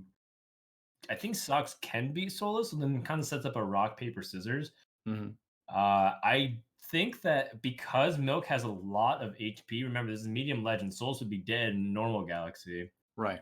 but this extra time and extra life makes me feel like Milk shouldn't lose that much more often here, unless I'm mistaken. And like Sox hits like the ultimate KO3 build here. Yeah. Maybe finds like an Aurelia 3 or something like that to add to it. There's a couple ways you can get stronger, but they're all pretty out there. So Xerath, yep. So you can see Delicious Milk just kind of holding the Xerath, you know? Well, you can play Xerath over Lux, and that just sounds better to me. But the most important He thing is that he has could. a Valkyrie now for his Kaisa. Yep. Could just go Infiltrator Talon on the Kale, which might be the plan. Hextech on the Shaco 3 gets even stronger. Jeez. I mean, that's actually a very scary Shaco at this point. People have largely stopped building for Shaco whatsoever in Mech Infiltrator. Like, they stopped taking swords. Yeah. And now it's like Shaco is just like this force to be reckoned with. He's just like this AP assassin. Well, just too much, right? Because I mean, you've got really good items on the mech, you've got Oh, really good items on the Kaisa, but you know, in the end, it doesn't matter because Jin 3 is just obscenely strong. Even the extra Shaco 3 with items that, like you're mentioning, you don't usually see. He even had the Shaco jump right on the Jin, and Shaco just got deleted.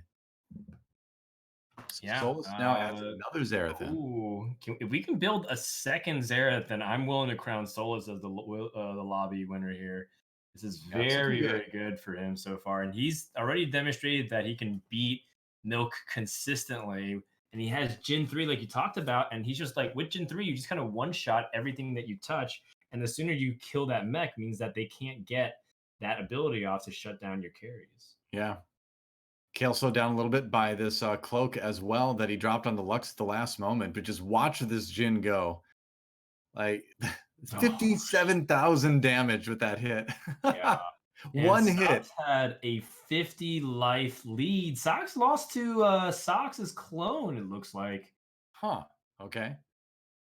This rocket Whoa, too. this is a tighter finish than I anticipated. We might actually see a simultaneous death and lead to a person that ends up winning the lobby here. We certainly could. So Mystic and Celestial now online as well for Solus, getting the Lulu and the Soraka in there for going one of his Zeraths. All right, well, good. trying his best to position his Shroud of Stillness, finds. Oh, I No, think he he hits would the have Lux and the preferred Echo. the other side. Now Yeah, Jin's it would have exposed to been. Shaco. That's really bad here for Soulless. Oh, but The he Celestial heals so heal. much though. He's with the celestial buff. He heals for so much. You're doing 47. You're doing 44,000 damage for a hit. Even healing for like what 15-20% of that with celestial too is just going to bring you back up to full. Wow. And I think with this, unless the carousel changes anything, Soulless is very much favored in this position, the head to head. I don't think you lose too many games where you get a Jin 3. He grabs the Seraphs. That's going to be a good one for the Lulu probably. And yeah, Souless is looking like he's going to lock this one up, but Oh, Delicious Milk boy. bringing Mech Infiltrator all the way to second place. Oh, yeah. Finds Lulu too, and that's massive because you can put that Seraph's Embrace onto Lulu. It'll be Yeah. massive for him. And he's gonna just. Oh, I thought he was gonna maybe gonna drop it in at the beginning of the round, but that only works to tiers, though. I think, right? I suppose so. Or does that work with the completed Seraphs? No, I don't think I so. don't think it I has. believe is when you have to create a component Yeah, into a full item. right. So he's not gonna get the little mana buff, but that's okay because he probably doesn't need it. Hits the mech. The mech is gonna ult even slower. Shaco jumps in onto the Ash this time. Gonna give Jin plenty of time to free fire. Oh, okay. Yeah, Mecha's down and Shaco. Yeah, Jin just heals for full every time he hits someone. That's Yep. it. Souless takes it. And there we go. Soulless and Milk are going to finish 1 and 2. And you kind of saw a little bit in chat. Rayditz talking about how him and Gunmay finished 1-2 last lobby, and then they finished 7 and 8. So the standings are going to condense a little bit here as we progress throughout the night. And I'm curious to see how the standings are going to look after just 2 games of play. Well, I mean, it looks like things are fairly updated, I believe. MismatchedSocks with 14 points. He's our lobby leader currently. Souless behind him with 12 points. Then you've got 2 at 11 between DeliciousMilk and Rayditz. We'll take a look at that graphic right here. And it is kind of like I mentioned, Gunmay, Khroen both tied at 10, Fluffy at 9. So you can see 2 games down, and there's still a ton of room for movement all across this board. That's right. Socks with a very consistent third place.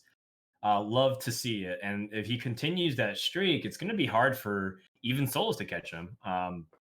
But we'll see. Like, again, 2 rounds in, anything can happen in these 3 final lobbies. But I believe if Tien gets another 8th place, he would almost not be in contention for top to win this lobby anymore. So yeah, Tien does have to pick it up a lot more here. Right. He's trending upwards though. 8th to 5th place. If he can keep going, eventually he'll get there. Yep. And Rayditz on the roller coaster with the 1st place and then the 8th place. So now he's just looking for some maybe finishes in the middle, and then he'll start to move up the points standings as well.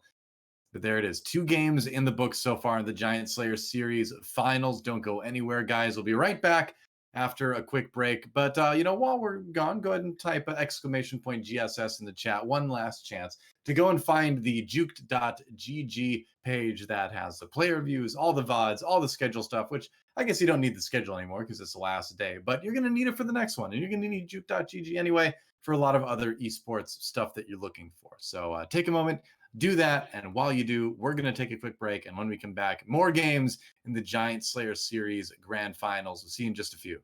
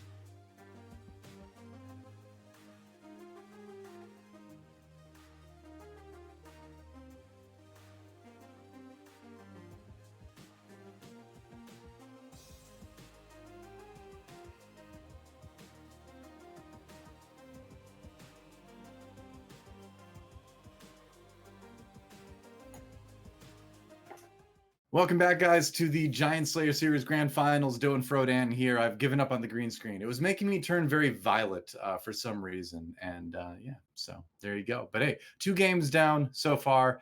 And we've seen a lot of movement. We've seen a first place followed by an 8th place. We've seen mech succeed, not succeed. I'd like to see a normal galaxy for game number 3 and see where we go from there. Yeah, I think even though it's really fun to see the wackiness of like, oh, how do you adapt to this crazy galaxy with full item carousels earlier than you expect them to be? Sometimes some normalcy is also great and just as refreshing. So I'm looking forward to it. I think you were telling me I haven't actually read in depth the patch notes. I usually read it the morning of because sometimes changes come in last second. Yeah. But I do believe that there's going to be a heightened percentage that you do get these galaxies going into 10.9, which is also pretty exciting. I mean, there's that, and then there's also 2 new galaxies coming in as well. So there's going to be even more variation in galaxies you're going to see. So yeah, it'll be interesting. I like the galaxies a lot more than the elemental hexes from last set. There's just a lot more. They're a lot more fun. They make you think in a lot more varied ways. Yeah, I think that galaxies are particularly just super interesting. I think that they're healthy for the game. I know that Yeah. some individual ones, players probably have specific gripes with it. They're like, oh, reroll composites are too strong on these slower ones, or I die too quickly on these ones, or oh, Lilac Galaxy gives like a unit, and people can like poke holes in anything, but in the end, galaxies existing are like a really cool thing. And changes the play pattern significantly. And Yep. ultimately, we'll find out what's going to happen in game number 3. We're going to head to the Neko-verse and our tour around the universe. So no normal galaxies for us just yet.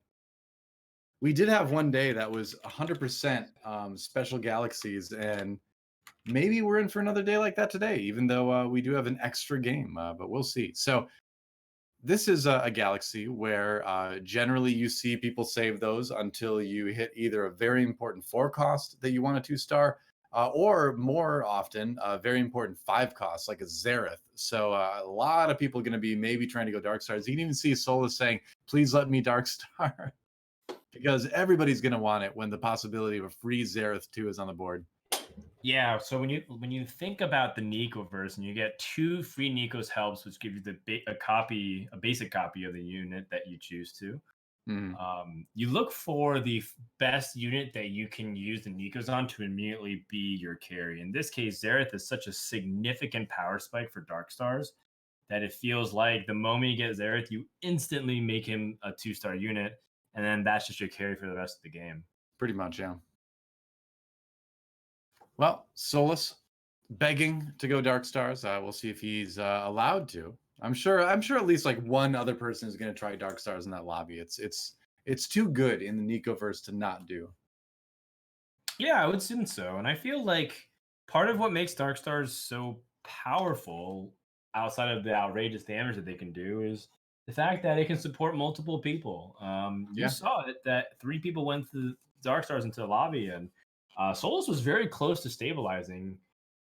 It was entirely plausible that those 3 players may have made it to the top 4 had the matchmaking or a couple of unfortunate things gone the opposite direction. I wonder if we're going to see a situation where like the Nikos is used but just bounces off. Like if 3 people go for like a Xerath 2 or something like that, and then another person tries it, and then their Nikos just bounce off of him. Because Yeah. the Nikos does pull it from the pool, I believe. So you can get to a point where your Nikos just don't work. You're correct. There's only a finite amount of champions in the pool. I believe for this specific set, there are 10 legendaries, or 10 copies of each legendary. So Right. only 3 people can get Xerath to 2-star, and then that's it. Only 3. Yeah. Yeah, only 3 Xerath 2s in the lobby. Well, it starts to become the case where it's like, 10 sounds like a lot, but when your chances of hitting them are only in the single digits, or if you're at level 7, only 1%, it's still very rare to find the exact legendary that you want. Right. But that's why you save a bunch of goals, so you can roll all the way down and hopefully hit the legendary that you need. Yep. Just ask cybernetics players though how easy it is to find that specific 5 cost unit you're looking for at level 8. Yeah. Sometimes it's not that easy. I like the static shift start. You know, he has the Zaya, and well, he's gonna run into the he's gonna run into the Zero portal, which is just a ton of stats, so he's gonna lose it anyways. But Yep. the static shift is still fine entirely onto Xerath late game. So Well, I'm excited about the patch coming in this week and the possibility of the Zaya 3 loader up with static shivs build. People are calling it the Pikachu build already. So you've got the electric mouse. yeah. The Zaya 3 with the static shivs playing like Chrono Blade Masters, it's looks pretty It nutty. might actually be good. Yeah, I saw this guy's Toes make a post about how he got like 7 1-star units to 3-star, and I was like, geez. Yeah, it's going to be Rise of the 3-star 1 costs, which a lot of them got buffed as well in the patch. If all the buffs, go through on patch day, so we could be back to me Preds a little bit after the patch. We'll see. Um, it has been fun seeing like how much each patch has like shaken up the meta because to me anyway, the changes have been bigger this set than in other sets, and maybe that's just the level of like involvement I have in the game compared to the other sets, but I think it is like legitimate big meta shifts that we maybe didn't see as much of in set 2. Yeah, and I think that, 1-cost units have just gotten a really bad rap. I think like almost every 1-cost unit that isn't Graves or like Zaya are just like kind of really weak early game. Yeah. Everything else is more of like synergy based stuff. Like obviously you need Fiora and Jarvan like to get to those bridges that you need for the late game. But like there's never been like an incentive to try to go beyond a 2-star 1-cost unit. And I Right. think that having it be more relevant is very exciting for sure. Yeah. I built a Malphite 3 today, and it was a bit underwhelming. So we'll see what happens. He had a big shield, but he didn't do any damage. Yeah, there was this really. I'm not sure if you got the chance to play it during the PvE time. As you can see, Souless trying to play his best board, but still losing. So looks like he's going to get that first pick off the carousel. Yep. Wow, half spatula carousel. Yeah, check that out. A lot of spatulas available. Jumping over with a mismatched socks to see what he decides to grab. He has not yet lost, so he's gonna have to wait till the very end. But even if you have to wait till the very end, you got a chance for a spatula. But you know who's gonna be happy about this, and anybody else, Frodan? It's gonna be DeliciousMilk because now he's all but guaranteed to get that infiltrator. No, the demolitionist spatula online. Yeah, the most important thing I would say as you go into the later stages of the game is the demolitionist spat for Kaisa because it stuns everybody upon cast, and that's just really really effective. As Sponsors from looks Miller. like Sox is looking at the point standing just to kind of keep a check on what he needed to do, but also he was looking at Herman Miller chairs, which I think is a good choice. Like Grand Vice in chat right now saying to get like an actually like good office chair, and instead of one of those like quote unquote gamer chairs. And I totally agree, dude. Like you want something that's actually going to like keep your back from feeling like you've been laying on a hive of fire ants all day. So yeah, man, look up those nicer chairs. Yeah, I would say Herman Miller chairs are fantastic. I got a human scale and I love it. If you can afford it, obviously. Yeah, it's an investment, but if you work from home, like you should be investing in the thing you sit in for a lot of the day.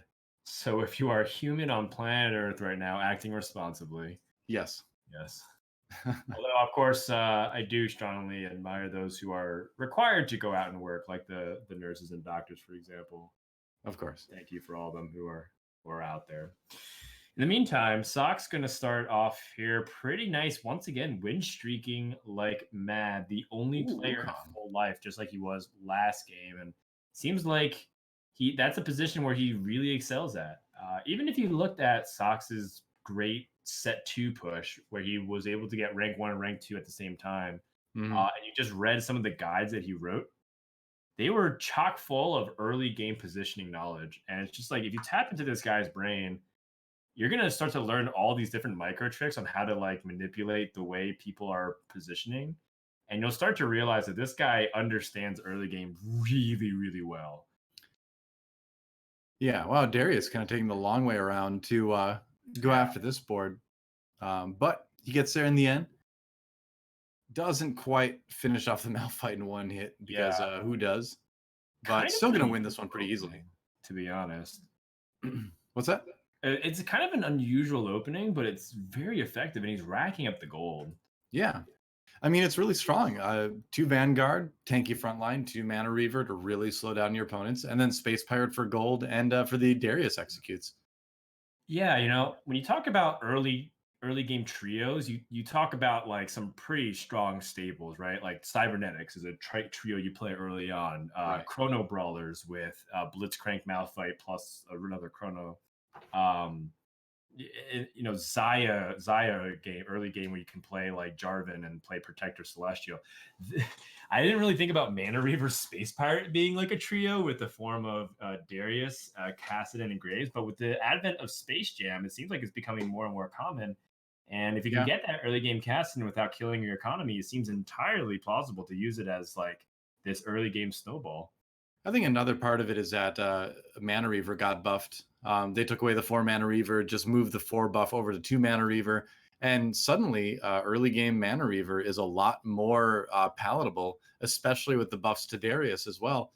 So the stars have kind of aligned over a series of patches to make this like a really strong opening.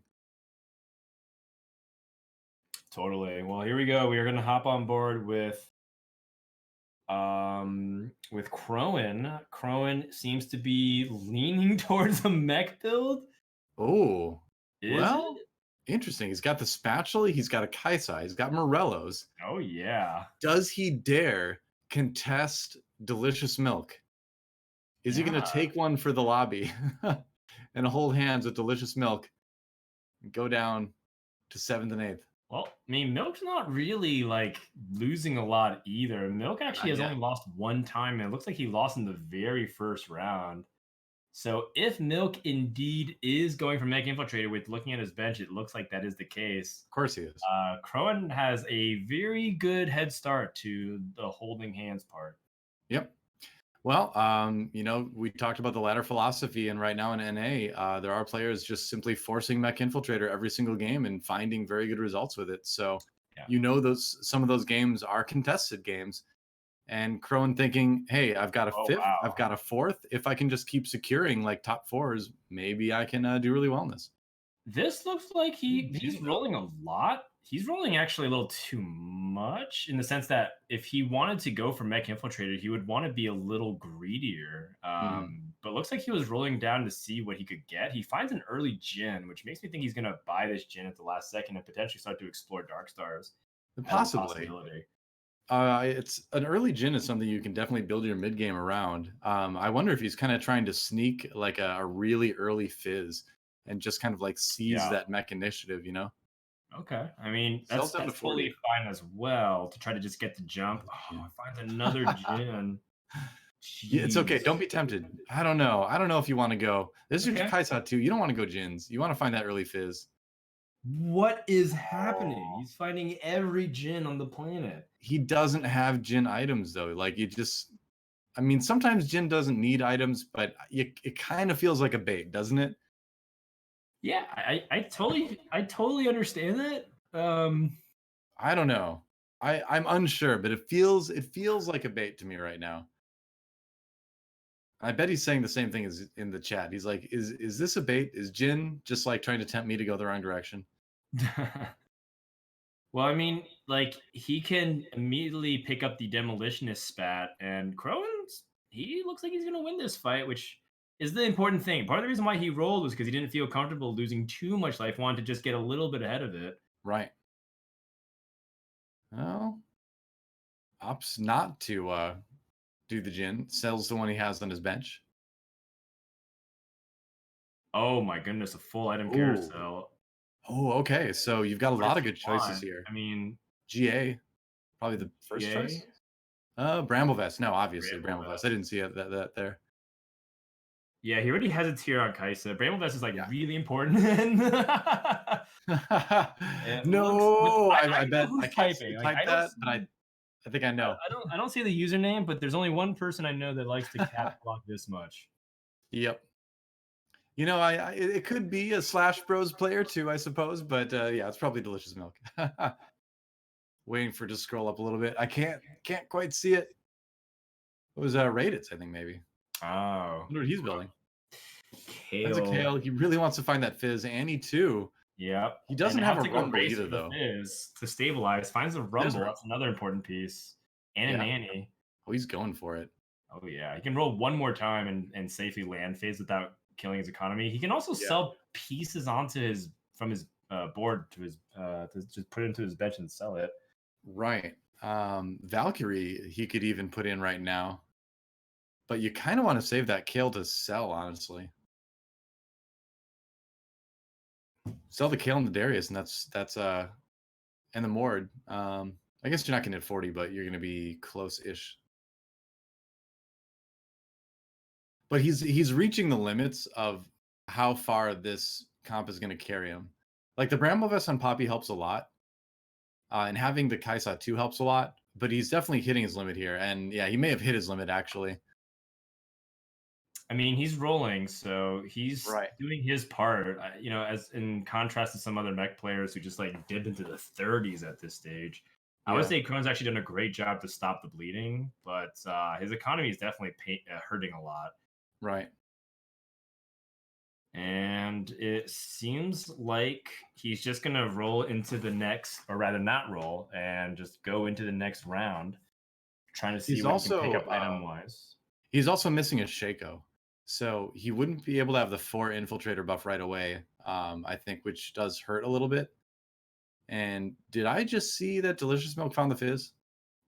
I believe so. I saw the full synergies, 4 infiltrators, 3 mechs. And that's got to be a bit disheartening for Khroen.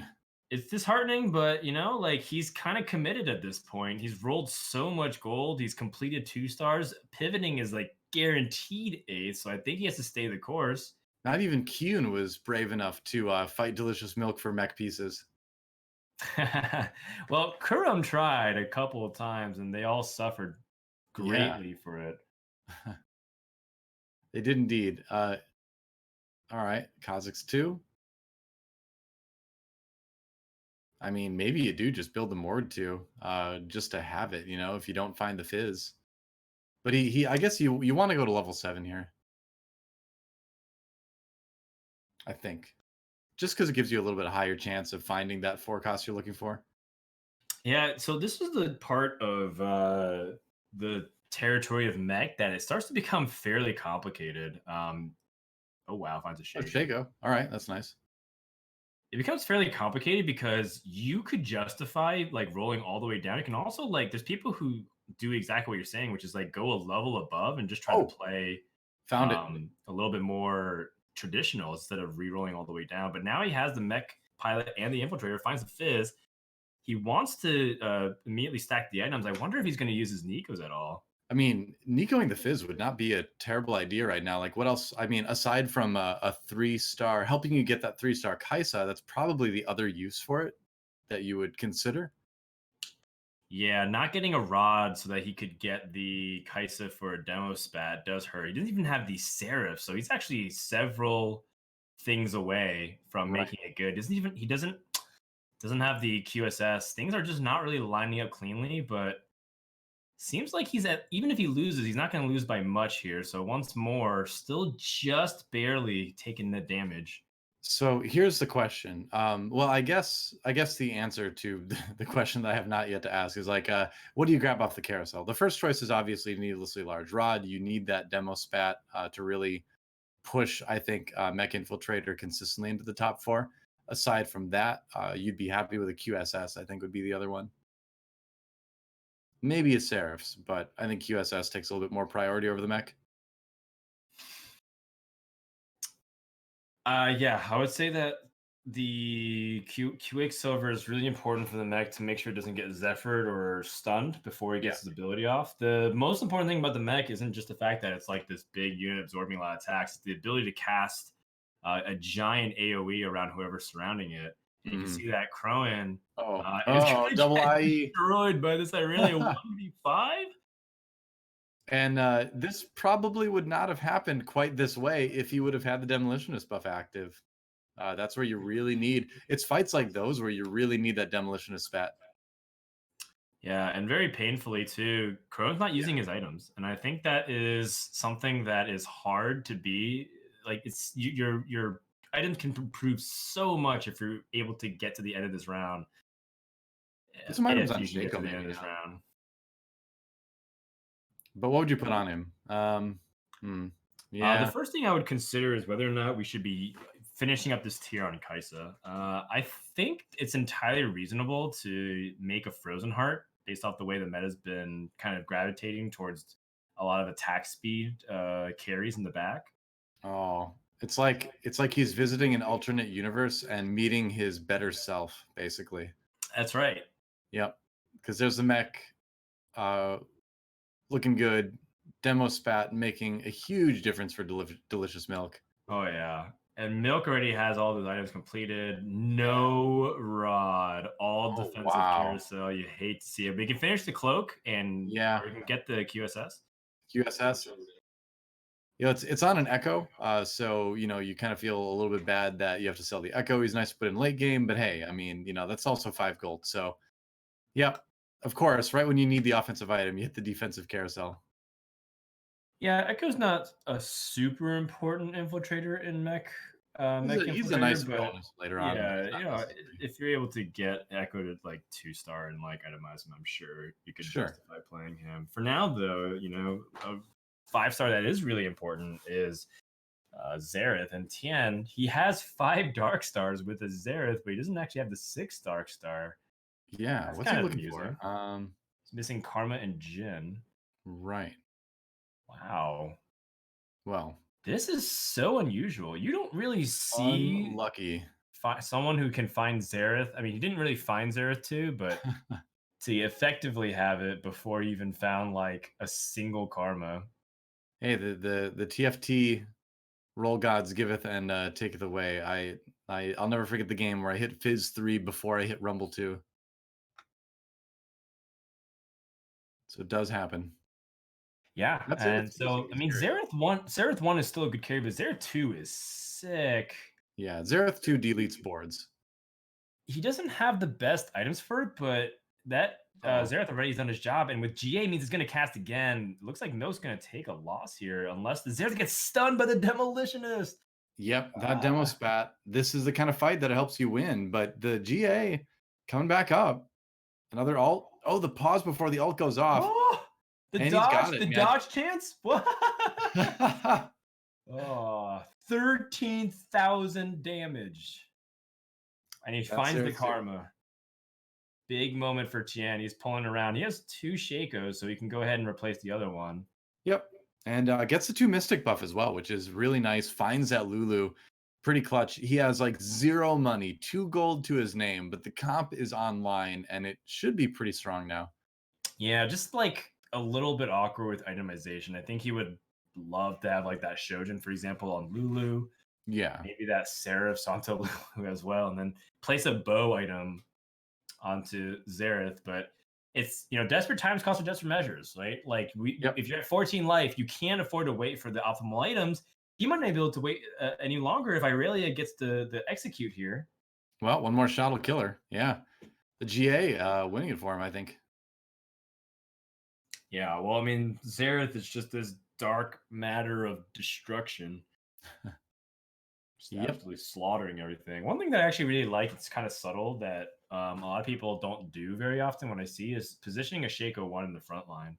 I think that a lot of people look at Shaco as just the infiltrator, like gets behind, but sometimes you just if he's not really 2-star and holding any items, you just have him die quickly so you can buff your Xerath and the other dark stars that really need that extra steroid to try and fight on the board.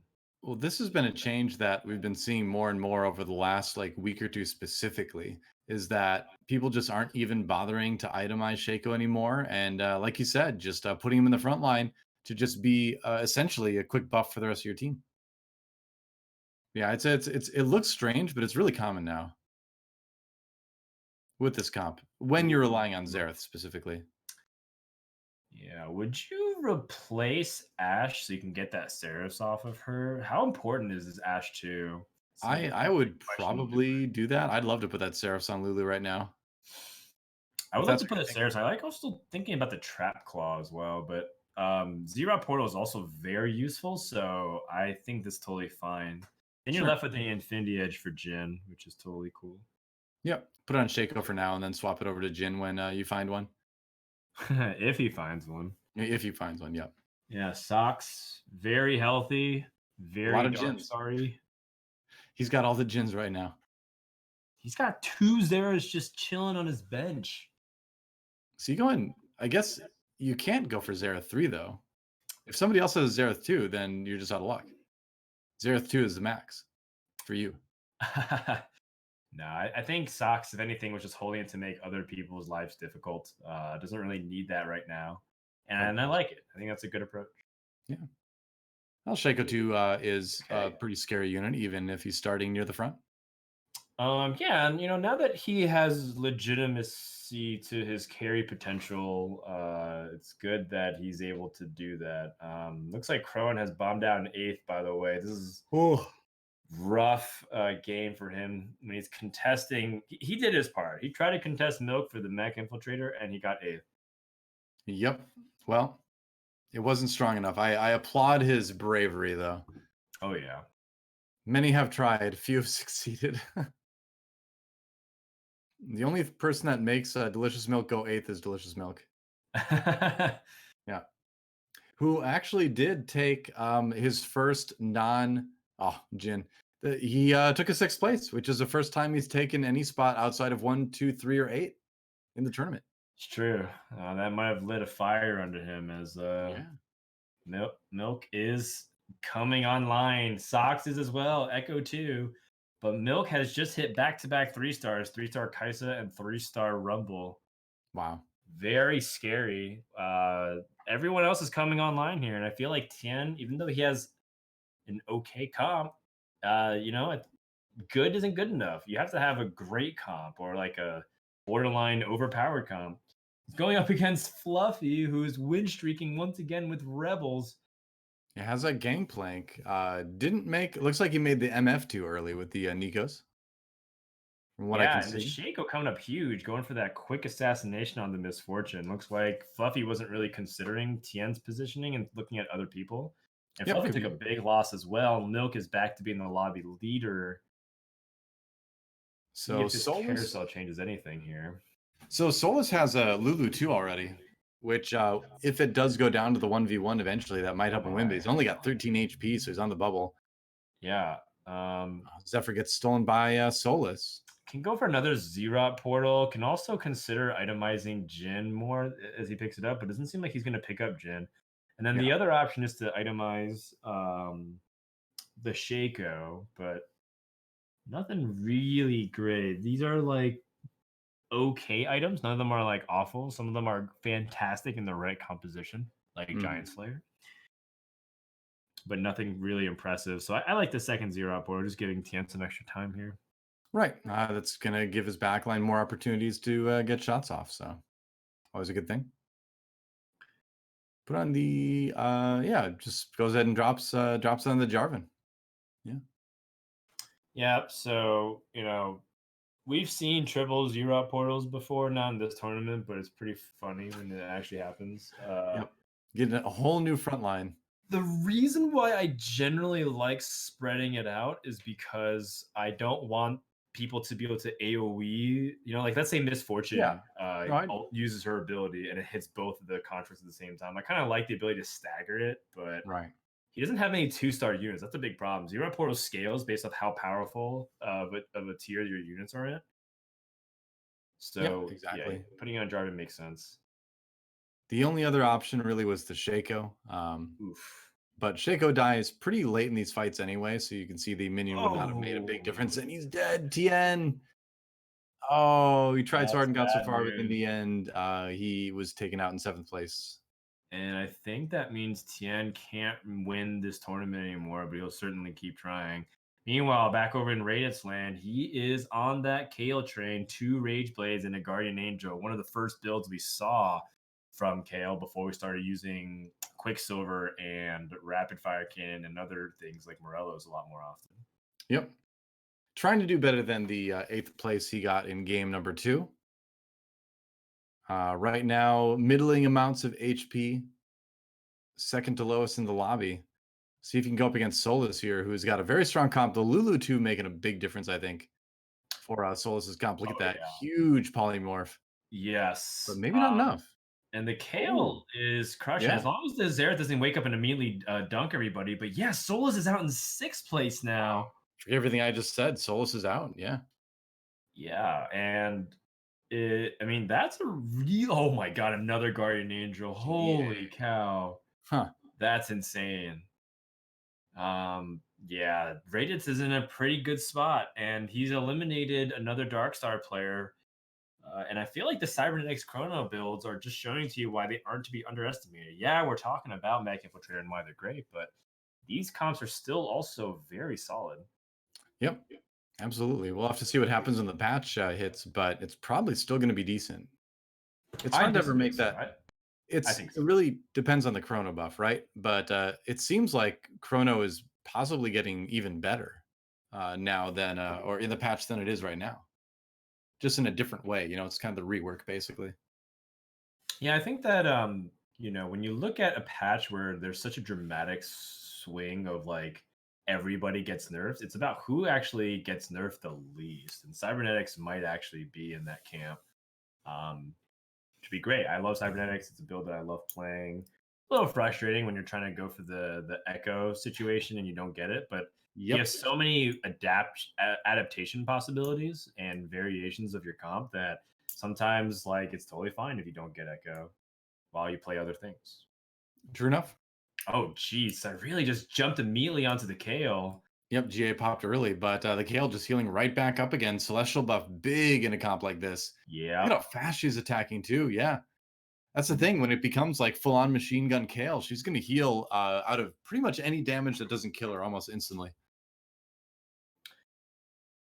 All right, so Rayditz has stabilized and he's still rolling. I'm actually kind of wondering what he's rolling for. I guess he can finish Irelia and get her to Irelia too. But outside of that, he's 2-starred everything else onto his board. And so when you're in this position, I think what you end up doing is just going to 9 most of the time. Yeah. Yeah, it is a bit of a question. I like the idea of trying to finish the Aurelia too, because if you go to 9, you know, what do you really do? Maybe you get Cybernetic. I suppose Mystic is the big buff at 9 that he's kind of missing right now. Right. Oh, Lulu gets the polymorph onto Kaisa and Shaco because just enough units die, and Kale can start to whack away. And Thresh pulls in the Ezreal just in time to start adding more beef to get into the way of stuff. And Milk takes another loss. And I think this is an opportunity for Rayditz and potentially other players to move ahead of Milk. And he does. Yeah, 35 HP remaining. And that's what he's been at for a long time. On the win streak now. Yeah. On top of the lobby, DeliciousMilk hits a Fizz too. Yeah. I'm also starting to realize that this entire time that Rayditz has been rolling, he actually doesn't have a misfortune, because I was like, what is he rolling for, right? And it's like, if he finds misfortune, he's actually great, because I noticed that he had an empty Valkyrie synergy. Right. So this ends up being a situation where, once more, with a Kale composition, you constantly have to adapt to what your opponents are doing. But sometimes you don't even get the optimal build yourself, and you just have to keep flexing while you wait for the right unit to appear in your shop. Yep. Thankfully, he can flex all day with a Kale doing what this Kale is doing. Jeez. Not having any problems at all, eliminating Gunmay from the lobby. 5th place, MismatchedSocks dies slightly after Gunmay and claims the top 4. Yeah, Socks super consistent, top 4 every game. Fluffy goes for another Rebel Spat. He has the Jinx 3, and he got his second Rebel Spat. Milk with another Bramble Vessel. What do you even get? Do you get this Deathblade, perhaps? This Ludens? Yeah, just going ahead and grabbing the Chain Vest. There's a tier open on Vi, if I recall correctly. He does. Yeah. So that could be a locket then for the Vi. Or Frozen Heart, actually. Frozen Heart is very solid. Yeah, there's Maybe Irelia just gonna too. finish Irelia here. Yeah. No mana ramping here or mana bugging. We need a new name for that term. The Lulu 2 Thresh 2 doing wonders though here for Rayditz. Oh my god, Milk just hit Fizz 3. Oh no. I All right. think Well, Milk we've has, seen him get golden mech in the past, but this would only be the third time in the tournament he's achieved it, I believe. right. Whoa, this Misfortune's so protected. She's gonna spray big time, but she aims a little bit. She doesn't hit the kale. Too far left. What was that? That was MF doing her best Vel'Koz impression. Completely missing the enemy team. Oh no, Fluffy takes the loss. Man. And it comes down to Rayditz and Milk. And Fluffy's still alive, but Yeah. Rayditz going to roll it down to see if he can find Misfortune at all. Just a single Misfortune. Not looking like it. Technically, he would have one more roll to try to find it, but just not bothering. Yeah, we have to keep in mind that Thresh wants to pull things off the bench as well. So definitely a tough situation here. What a world we live in where Milk found Fizz 3 before he found Andy 3. Yeah, I suppose it comes down to percentages, although he still technically has a better percentage to find the Annie. But less Annies in the pool, maybe? Either way. Sometimes that Fizz 3 just pops up. Uh-oh. The Shaco immediately attacked, and as a result, wasn't able to jump onto the Kale. And once more, Milk might find himself into a Kale 1v3 here. Oh, Kale trying to heal, though, but she's got to kill that mech immediately. And no, can't quite do it. So close. That mech had like 0 HP, but if the mech doesn't break, the Kale's not going to win that. Yeah, you see the power of just hitting the mech level, and the attack, the stats on it just gets so much more substantial every single level it goes up. Fizz 3, level 8 mech. Yep. If he gets one more Annie, he is literally capped. He can't actually get that much stronger unless he just goes to 8. Lux 3. I guess that he is 6 Luxes away. Yep. So he's pretty capped for now. All right. So the Rage Blade probably goes on the... Well, I mean, you could put on the Kha'Zix, but you could probably put on the Lux and get more out of it. Annie 3, the golden mech is complete for DeliciousMilk. Yeah. You did it. That is going to be most likely the finish of this game. Doesn't seem like Rayditz can no longer contest. Fluffy has the Jinx 3 Rebels comp, and he is so tightly compacted in the corner like it's some zombie apocalypse survival attempt. That's how you get your entire team one-shot by a golden mech. I suppose so, but also that's how you get people to crowd around, so that way Misfortune ult can work in full. In theory. Yep, but then that happens. Oh my god. I told you. Golden mech, man. It did like 6,000 damage to everybody. I love it. Holy crap. Yep. How to get your team one shot. Put it all in a corner against a golden mech. Yeah. All right. Well, that was a really exciting conclusion, I suppose. We get one more. Going to delete Fluffy. I bet in Fluffy's book, he's already done his part. And I don't even think Fluffy saw what happened, because I think he was focused on this battle with Rayditz. Fluffy doesn't know. He doesn't know he's about to get deleted, does he? This will help, though. He's repositioning. Okay, so he's sacrificing those 3 to the mech gods, basically. He knows. Ooh, moving around. Oh, I mean, you have to know. He's played enough games, and he knows what happens in this situation. Yeah, splitting everything up because of what would happen otherwise. He's going to lose 3 immediately instead. Now that MF comes through. Ooh, positioning. But that Rage Blade Shaco going to be a bit too much. And the prophecy has been fulfilled. DeliciousMilk taking a first place. 6th, 2nd, 1st for game number 3 now. Uh-oh. See, this is what happens. Now it's even worse, because now it's like if you contest DeliciousMilk, he will just become more powerful than you have ever seen him become before. That's right. He was contested that game, and he ended in first place while his fellow mech brethren ended in arms. in 8th place. Poor Khroen, but he did do his part, and can't say that it wasn't attempted to contest him. I And mean, at the end of it, Milk has DeliciousMilk climbed into first place. That'll do it. First place.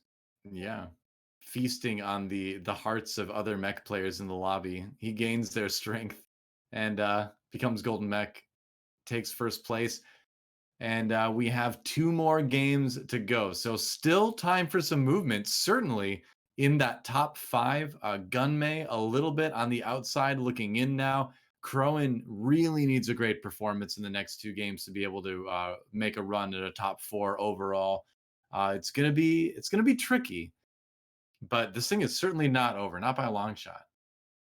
Yeah, and we'll see if Fluffy and Rayditz and MismatchedSocks can make some movement. But for Tien right now, I think Tien is out of the running for first place. Yeah. He can definitely keep trying to break into the top 4. I mean, there's still a lot of movement, but the range of his possible finishes is decreasing very rapidly. Yep.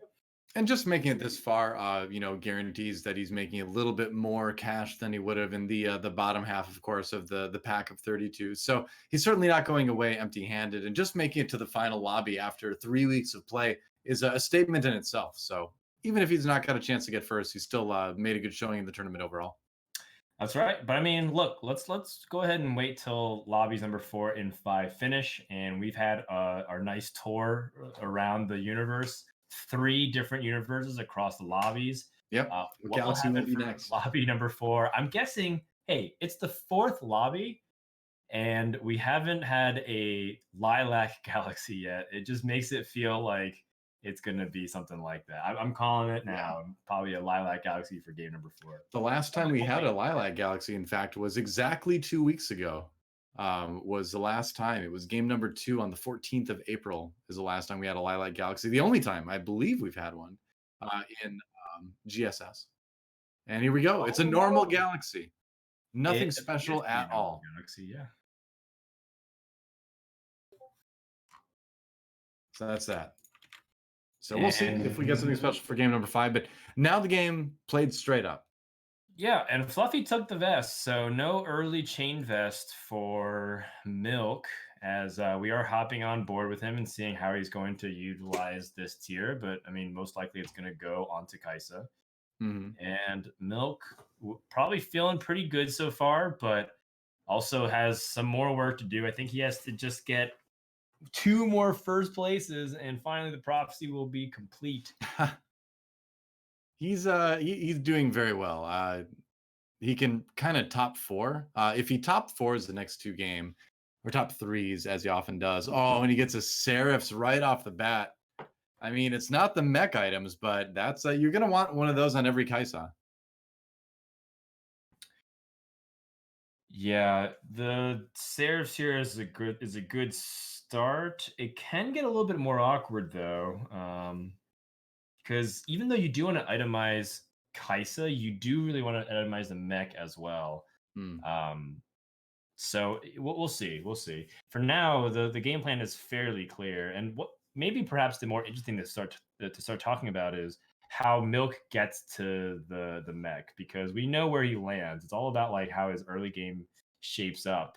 Yeah, and utilizing units like Malphite, which are super tanky and great holders of items like Bramble Vest, is just a great start. So, it's a really good learning opportunity for people who want to use mech for the last like 12 hours or so. You've still got a chance. Yeah, and it's going to get nerfed again. The mech, it seems like it's going to be nerfed again in the patch this week. But will that really slow it down? That's the question.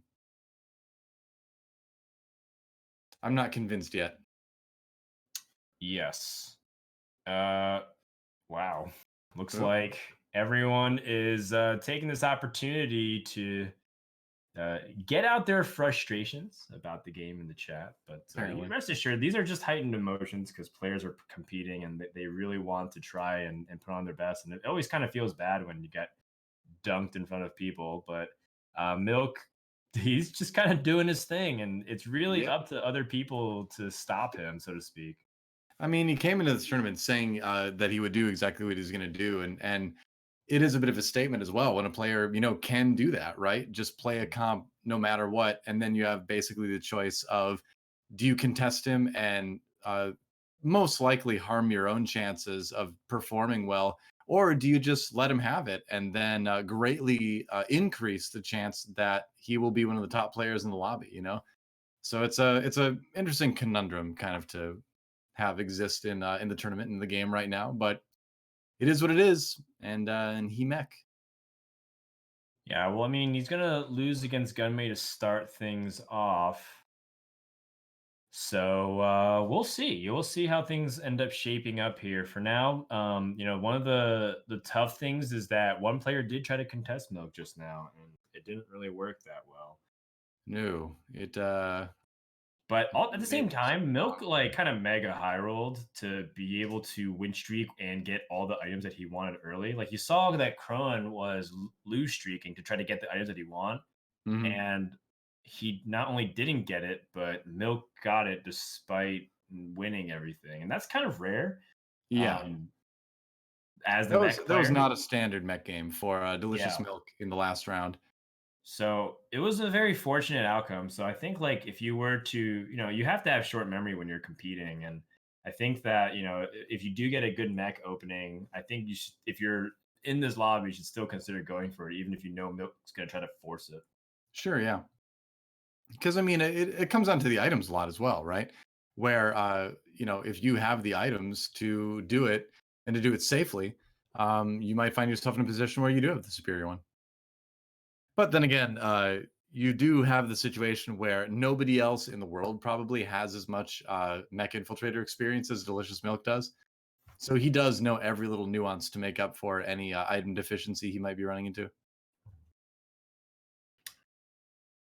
So you can see, I mean, this is how you force a comp, right? You pick up the pieces along the way, and you find the strongest synergies you can play with the other stuff, basically, that you see in the lobby. So seeing him go for infiltrators early, seeing him consider adding sorcerers. So just generally kind of like solid stuff.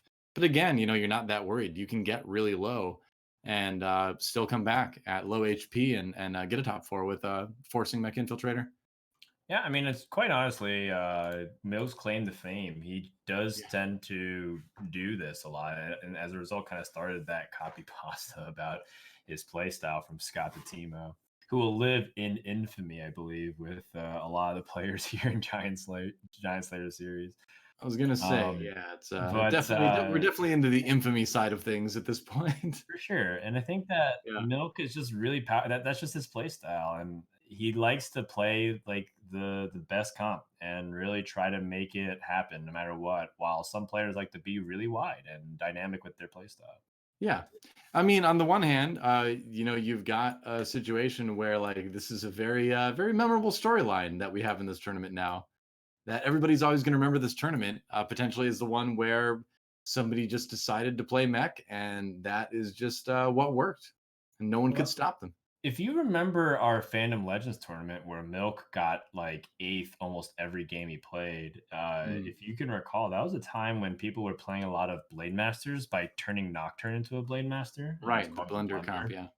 And it was contested, and Milk didn't hit, and he lost very early. And we were like, "Oh, Milk's in our lobby today." Like, we were doing the caster thing, like, "Oh, this is the player to watch. I think he's gonna do really well." Yeah. And then he just like he bombed. He placed really poorly every single game. I don't think he necessarily played poorly, but like that's just kind of the risk that he incurs. And I think that like that type of resolve is, while admirable, it's really scary and probably frustrating for some of the players to go up against, because it's like, oh, so you're just willing to lose and get eighth place. You just really don't care. You just want to play this one comp no matter what. And I think that's what probably causes a little bit of that friction between like, am I supposed to just never play this composition because he's going for it? Right. I think it's also just a thing that like that state exists in the current metagame, right? Where you get these sort of like um almost philosophical questions of do you hurt yourself to help everyone else? And when you're all kind of out for yourself in a game like TFT, then the answer is usually no. But then, then are you helping someone else who might be stronger than you? Yeah. I don't think we've Well, ever anyways, really seen on a state to like this in the game before. But Yeah, onto other things here. Gunmay looks like he's going to start off and try to build what looks like to be the early arrangement of the Space Jam composition, where he likes to play pirates and celestials and tries to build up that early game board presence through the pirates. You can generate a ton of gold. Yep. Another prophecy that was foretold. I was saying forever, and other people were too. When are we going to get the Darius reset comps? And they're here. They're here. And they're Right. more fun than we could have possibly imagined. The great DoA comp. Yeah, so you said that you were looking for other comps to play. I haven't seen you play this comp. Yeah, well, I was playing it a little bit. In fact, I created an account called Space Pirate Abuser specifically to play this comp. But then, like a couple days after I did it, it got really popular. So I'm like, well, now I don't want to play it anymore.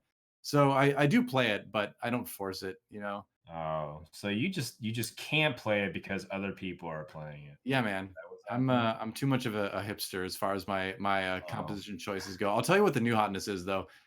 Get ready for 6 sorcerer, 2 warden. That's going to be where it's 6 at. sorcerer, 2 warden. And then you're going to You mean transition late I'm game assuming you mean into Vanguard. a demo with GP and Rumble as your front line. Because GP2 ultimate with 6 orc bonus deletes entire boards. Yeah, I've seen some of that actually happen on this patch. There's Yeah, I've been playing it a bit. Lansky was a player that's actually doing that a lot. And then I Yeah, think after the hot fix, he just started playing Dark Stars. But yeah, for a brief period of time, I saw some people do that.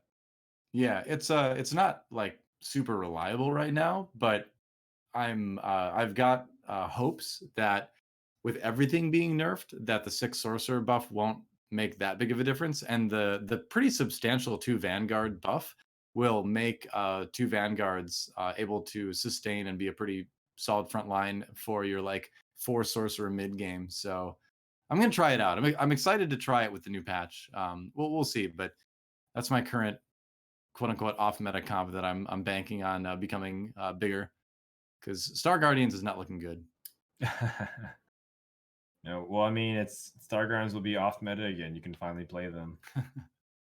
Yeah, there's a difference between off meta and just dead, though. Fair enough. Fair enough. So Souless, he is gravitating once more towards the Dark Star composition. I actually do like stacking Ash as an early game item carrier. I think a lot of people don't do that because they feel like they want to keep Ash in their final comp, but I think she's such a great item holder that you still could benefit a lot from doing that. Yeah. And then remaking her later on. And the specific combination of Shojin and Runan's Hurricane works exceptionally well with Ash because if she's able to ult multiple times in a fight, it often usually means that you win because she's doing a big AoE stun that actually surprisingly hits hard. But yeah, you're absolutely right. Like stage 3, a single Ash ult does a ton of damage, as you can see. Vi comes in for the slam jam, but there's going to be a lot of fights won by that Ash. Not this one, but I don't think there's anything wrong with putting those items on the Ash early. I think it will carry you through a lot of rounds. Then again, he is on a 5-game losing streak, so what do we know? Not a lot, apparently. It looks good. What looks good on paper may not always work super well in practice. And if you do look at the other parts of this comp right now, he doesn't have Celestial. Blitzcrank is not the greatest frontliner, even though he does cause a lot of disruption. It's just a Caitlyn 1 with no items, so that's not a lot of damage. So there's definitely other parts of his particular board that could use some work, but in a vacuum, that Ash 1 with items is going to be really strong. Well, he doesn't have any damage outside Yeah. of Ash, and I think that's his big problem. Is that if the fights go long, he's relying entirely upon Ash to carry, and she won't carry the entire time. Yeah, I'm a little bit surprised because I feel like the Astro is doing a little bit less damage than I would expect with this comp. He did get 2 arrows off though, which is pretty nice, and he's at least saving himself a bit of HP here and there. You know. So, Chrono Ash. yep, every little bit counts. Oh, Can he get it? wow. Can he get the Jin? A Jin with a sparring gloves. That is insane. And Milk finds a fizz on the carousel. Oh my goodness. What item did it have though? Oh, Had it's a wait, clone. what? Oh, it's got a cloak. Oh, well, that's a QSS. That's great. That's just as good as a Jin with gloves. Yeah, assuming that Milk doesn't already have the QSS, but he had the Sure. tiers as we were looking at last time. Meanwhile, we're going to focus on to Fluffy as Fluffy starts off with these cybernetics blaster builds. I mean, it seems like it's something that he strongly favors. Just playing a blaster core Right. and his strategies in general. Oh, he's making the rebel Ah, spat. interesting. He's doing it again. Yeah. This guy Fluffy loves his rebels. Yeah. And I mean, if you look farther down the line with the game, that could be like a Rebel MF. It could be a Rebel GP, which is pretty common. There's a lot of really fun tricks you can do with the Rebel metal.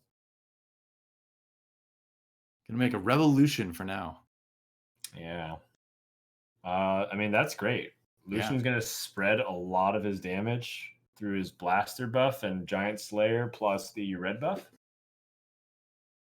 Yep. That's gonna be a really, really strong Lucian, and it's gonna probably carry a decent amount of fights. Yeah, as Running long away as he right gets into now from the 2-star, 1-star Lucian is great, but you Not still great kind of need enough. a little bit extra punch, and you like look at all these 2-stars on the board from Socks. Yep.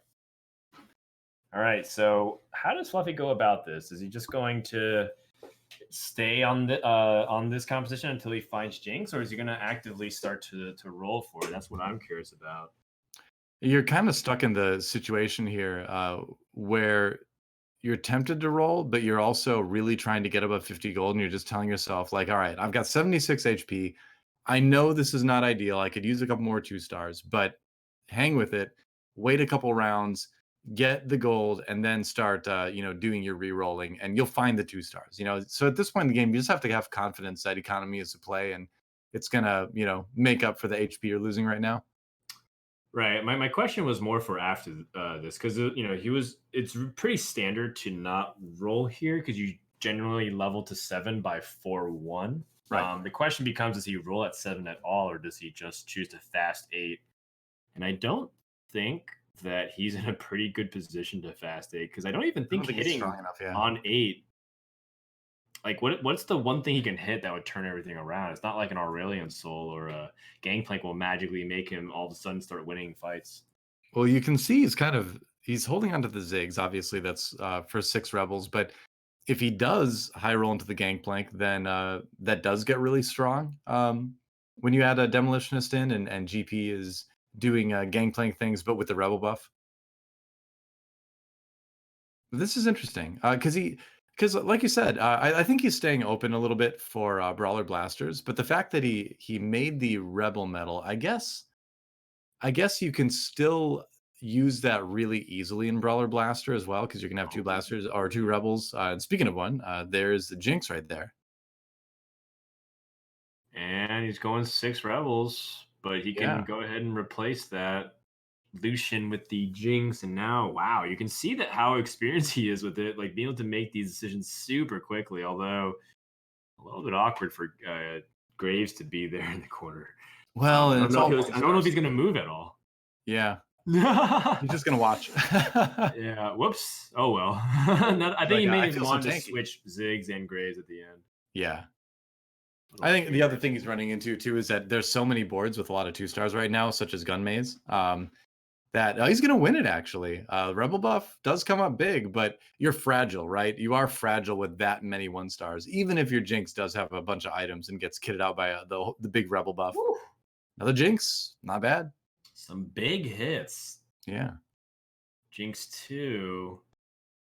And you can find a Yasuo replacement while adding a 7th rebel onto the board. Yeah. He's still got, of course, the blaster buff. I wonder if he wants to find another blaster and then make Cho'Gath a rebel for a little Yeah, while. I don't know how that works late game, though. I think he wants to focus on his economy here. Like in the end, he can make his board stronger with the Cho'Gath over the Vi, but if he wins this fight, he gets to go to 50 gold because he can sell his Cho'Gath. Yep, that is true. Well, Jinx doing a lot of damage. GA comes back, and only the Blitzcrank remaining, so it's going to be another win. So yeah, 6 rebels. The buff that's definitely helping Fluffy preserve the HP right now. Tien was pretty high up in HP before that loss too. Yeah, it's okay though Oh because wow, that is a super early Jinx too. That's what a huge power spike for it's Fluffy right major. now. That's actually kind of incredible because Yeah, now Fluffy didn't have to go to 8 at all to find it, and he's finding multiple jinxes. yeah. Um, Now it feels Super like destiny. powerful. I'm still again very curious how he chooses to go about this Rebels medallion that he gets. Hmm. And looks like he ends up going for a Blade Master, so that way he can just get the Vi, he can sell it and also still get the Blade Master buff. It's not like the Blade Master buff is particularly important here. Right. You've only got it on Shen and a couple 1 stars. And that Kale, oh boy. Guess who it is? Is it Rayditz by any chance? Judging by the little legend, yep, it is Rayditz again, Kale player extraordinaire, and he's back to his old tricks. He's got the old school great Kale build already. Another Jin. Or another Jinx rather. But what item does he want though here? That's I don't know. Again, Rebels Hmm. is one composition that I haven't really played much of lately. I played it a decent amount, obviously, when it was great, but Fluffy, we'll see what he picks. I am open to anything. I would like to consider building items for Gangplank. He already Yeah. has a Guardian Angel, but he put it on Jinx. So if he can start building another Guardian Angel and potentially get it on Gangplank, that'd be probably. Yeah, I think GP is sort of the end game plan here. But the transition is kind of what he needs to think about now. We're moving over to Khroen's view. Khroen looks like he's going to be space jamming this game. Oh Finds the yeah. Kassadin too. Needs to find 3 stars though. This is kind of a very long time. Wow, he's still on Jace 1? Eee. That's pretty rough. Oh, there's J2. Okay. It's incredible that he actually found 2 Lulus at the same time that he found 2 Jaces, and he had to roll to find that's pretty insane. Right. But I mean, that's kind of what TFT can do sometimes. Yep. Sometimes you hit that 1% 2-star 5 cost. Does happen every once in a while. Rakan getting a pretty good amount of CC, and Jace slams in and sets him up for Darius, but gets taken out again. Rayditz with that Kale is just so strong. I'm impressed at how consistently he's been able to put together these really strong kill Oh, comps this game. Oh, oh my delicious god. milk. Nope, 13 lost HP. again. He's nearly out. He is on that danger zone. We've seen him make a 13 HP comeback before, like around that Yeah. range, but this is definitely starting to be very scary. Here's where you grab like the rumbles and stuff off the bench, and you're like, all right, I'm just gonna mess with this guy as much as I can. I saw he had a rumble too, maybe, but I'll have to look. Yeah. And so we're gonna see Khroen probably roll down a little bit more aggressively when he starts to after this PV round. So he's obviously going to fight here against Fluffy. Fluffy looks very strong with that Jinx 2 with the ideal items, as many people would say. Yeah. But that disarm from Kassadin is huge. Jinx isn't doing anything. Oh my Well, it does. goodness. Yeah, especially with rebels. I mean, that's the kind of Achilles heel of this composition is that you're always going to be really grouped up and vulnerable to that big Oh. AoE, and he's going to win that round. Yeah, Wow. Kassadin being an MVP, even as a 1-star unit or 2-star unit rather, just kind of chilling. 2 Yeah. Jays in the shop. Getting that Jace through would be pretty great. So I took a look at Delicious Milk's board as well. He has a Kaisa 3 and he's got the Annie 3. He does have the mech online and he does have pretty good items on the mech, but crucially does not have the Morellos or the Demolitionist spat on Kaisa yet. So Ah, missing kind of 2 of those really clutch items that can push you over the edge of fighting some of the stronger boards. yep. Not getting Demo Spat will cause you to have significant lower power level. Yep. Always makes me laugh when Ash's arrow just completely whiffs. I love it when a Another random Ash arrow Shin shows up on my Zhao. board. Okay, let's check this roll down here. Jace 2 Jace. found again. Another Kassadin. Another Darius. Slowly but Shinjao. surely piecing together. Oh, it feels so bad to sell those Lulus. Yeah, you've got 2 Lulus, but you have to think about the percentages. What are the odds that you're going to hit that Lulu 3? There's another Darius. The roll down continues. There's another Cassidon, 1 Jace away from Jace 3 now. One cast in a way too. Yeah.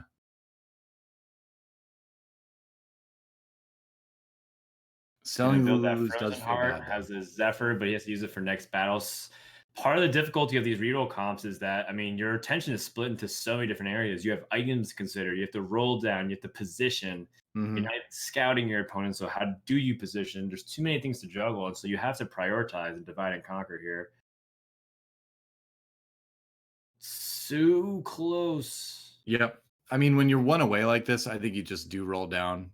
You just do try to find it.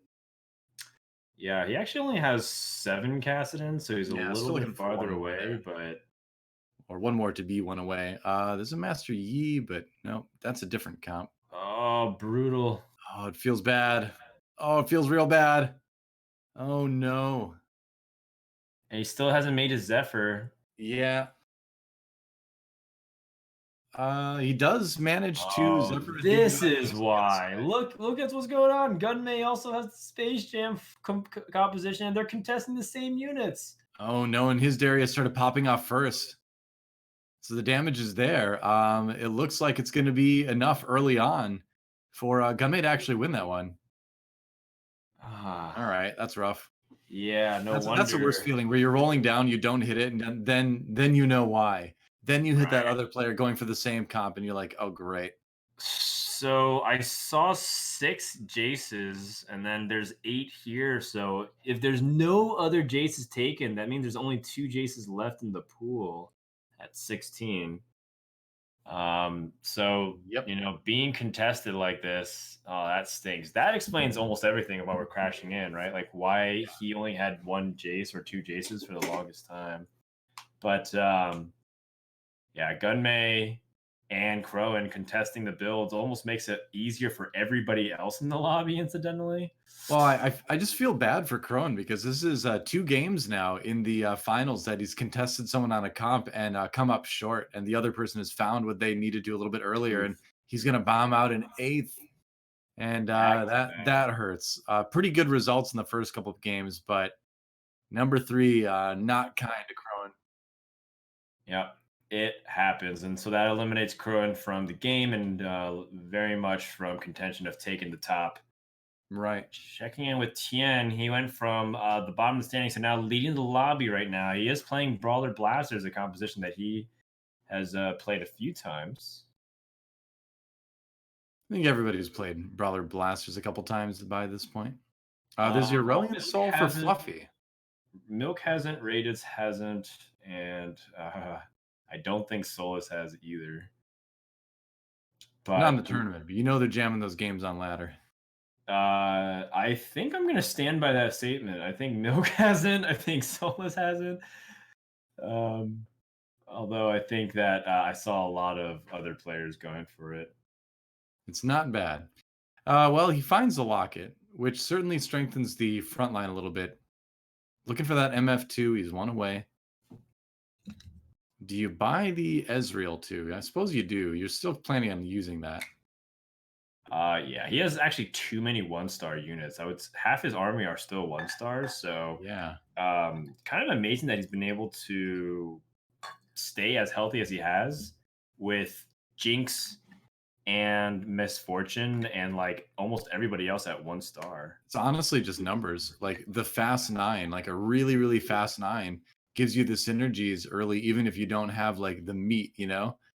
And the MF with items too. MF and Jinx with legit very good items right now. That's right. Gunmay Yeah. level 6 while he was rolling all the way down and getting contested. Yeah, it didn't look like he had a lot of money remaining either. Yeah. So a lot of times, or sometimes you kind of, Oh, wow. ooh, that's an MF2. Yep. I think you definitely sell whatever you need to get that. That's a big power spike for Tien. Yep, and he is big chilling. Now he just has to get Jinx to 2-star and he'll be cooking with gas. As the rest of the lobby is starting to get really close. Milk's down to 4 life. The moment Milk runs into a matchup that is bad for him, then he is out. Yep. Wow, look at that. An Aurelion Soul 2 on that other board, but a very tanky Aurelion Soul. Going to be curious to see how that works out. Meanwhile, back with TN, the big MF ult comes through, trying to fight the Aurelia here. And Yeah, Aurelia, not Misfortune quite enough. 2 is heck of a unit. Socks is out, and that's the first time Socks didn't place top 8. Rayditz is out. So the Kale comp bites the dust as well in game number 4 here. Bloodthirster, not probably the item that Tien was looking for. Let's see. Rumble 3, Delicious Milk is very much online right now. But again, he's still just missing those crucial items. No Morellos and no Demolitionist spatula item is going to make life really tough for Delicious Milk in the later stages of the game. Yeah, and we'll see if Tien can keep his momentum up. I kind of anticipate Tien to be uh, I think Tien's the weakest person in this top 5, believe it or not, even though he's the most healthy person. He does have Misfortune 2, which is the real key. Like, I think that's Yeah. entirely predicated on whether or not Misfortune can get her ability off in a good way. But like Souless is online. He has 2 Jin 2s, and if he gets to Jin 3, he'll be in real good shape. He's doing the thing Fluffy that we talked about has earlier too, where you itemize the karma. That's another recent adaptation because that shield, the ultimate and the attack speed, when you pair that with the Zereth, can really power up your comp. Yeah. So this misfortune ult's going to matter a ton here. Looks like she got stunned right before she did. She ults the Shaco and then turns around. I guess so. I mean, even if she would have ulted forward, she would have probably hit the trap claw on the Jin and stopped right Oh, again. And look at that, Aurelion oh my Soul God. with the that is the craziest Aurelion Soul to have ever seen. Double Titan's Resolve and a Dragon's Claw. Like that's an Aurelion Soul that thinks it's a mech. Well, Milk goes out in 5th place, losing to Fluffy's unkillable Aurelion Soul, and does find Seriously, the Kale with the Rebel spat, by the way, which is just a great additional buff for her right? as she gets that shield. So really cool Undeniable. adaptation here, and once more we get to see this Rebel comp placed in the top 3 guaranteed. It's a very non-traditional rebel comp for the current state of the meta. And this, yeah, I mean, this Aurelion Soul just kind of like trolling around the map doesn't survive the damage input from the Dark Stars, though. I mean, Titan's Resolve is nice, but none of that really matters when you're getting one shot by a Jin. Yeah, and until you get Xerath 2, as if you're Soulless, you're still kind of just waiting here for a while. Tien did end up winning against the Ghost, it looked like. Hmm. And so that extra health lead definitely has helped Tien get to this top 3. And he actually is fighting very well.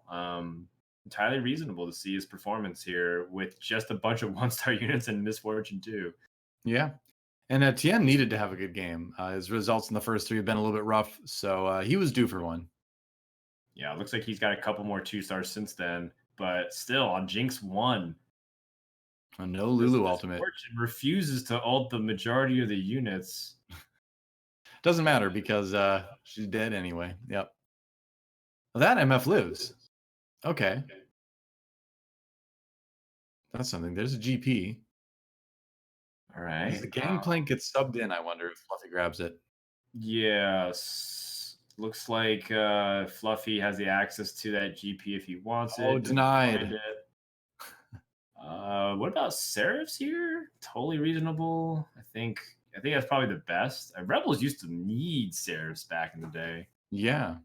Used to be standard on Aurelion Soul, and it probably still would be. It kind of seems like this Aurelion Soul is just sort of like a, well, we Oh, can do it. But, wow. Seraph's also probably not too bad on Lulu either. Oh my goodness gracious. Does he sell the Jinx to get this Master Yi 3? I think so. Master Yi 3, even without items, seems like a pretty nice power buff. It's hard to say It's because tough, like he might not survive if he loses this round. well, you got to go for the gold, as they say. 10 HP, a lot of tears onto Lulu, 3 in total if you include the one from the Star Guardian bangle, and she'll definitely get the ult off. Oh. Doesn't ult the Jin, though. That could be a problem. Yeah, And Jinx finally gets to the back line, so it's a battle of the carries, but Dark Stars won't be denied. Soulless kills Fluffy, and now Tien has to deal with this Dark Stars that finally gets Xerath to 2 stars. So I think this should be the end here. Finally sees Jinx too, now that all the Jinxes have been sold. And the only way he can afford a Jinx is to sell the Jinx that would give him the Jinx too. So Yeah, oh wow, sells the okay. Aurelion Soul. And Ooh, yeah, I can't that is only that's can play 8 units at level 9. This is it here for Tien. I think he's gonna try to Yep. battle it out, but it seems like Souls is gonna take game number 4 here. It's definitely looking that way. So Souless on the verge of getting his second first place in the finals here. If he can win this last round, MFL is decent, but gets stunned during the middle of it. And that is going to be that. And Souless will take another first. Won game 2. Now he will win game 4. And the Dark Star expert proving why. And put himself in a really good spot to win the whole thing, actually. Yeah, so overall, really good job by Solist. But he's also playing comps similarly to the way Milk is, and that he just kind of refuses to pivot off of it. And for better or for worse, he's been able to do really well. I think that might even put him close to first place right now. I believe it might. Yeah, it looks from the standings I'm looking at. We'll see the standings in a minute here. But I think he might be tied with DeliciousMilk actually for first place right now. He is indeed 25 points apiece, and Fluffy really close behind at 24. Both Rayditz and MismatchedSocks very close as well. So honestly, even going into the final game, we could still see a lot of movement in the top parts of the lobby. That's right. It comes down to the final lobby for all of these top 5 players. Maybe, actually, Gunmay is still very much in the race there. If he gets a commanding first and then everyone above him, specifically Rayditz, gets second and MismatchedSocks gets third, etc., then there is a possibility here for Gunmay to win. But I think for Tien and Khroen, they are eliminated, but they can definitely play for top 4.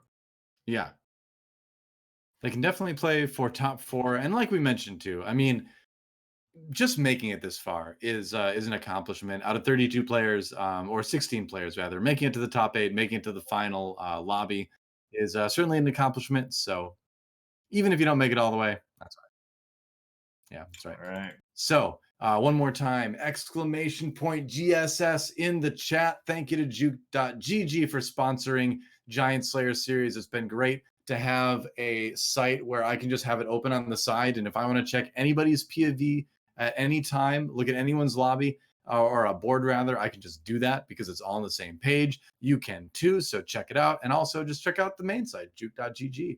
Lots of easy to access esports schedules, live shows. They got it all there. So it's awesome. And we're very happy that they are sponsoring us. So thank you very much. We're going to take a quick break, guys. When we come back, the final game of the Giant Slayer series, season 1.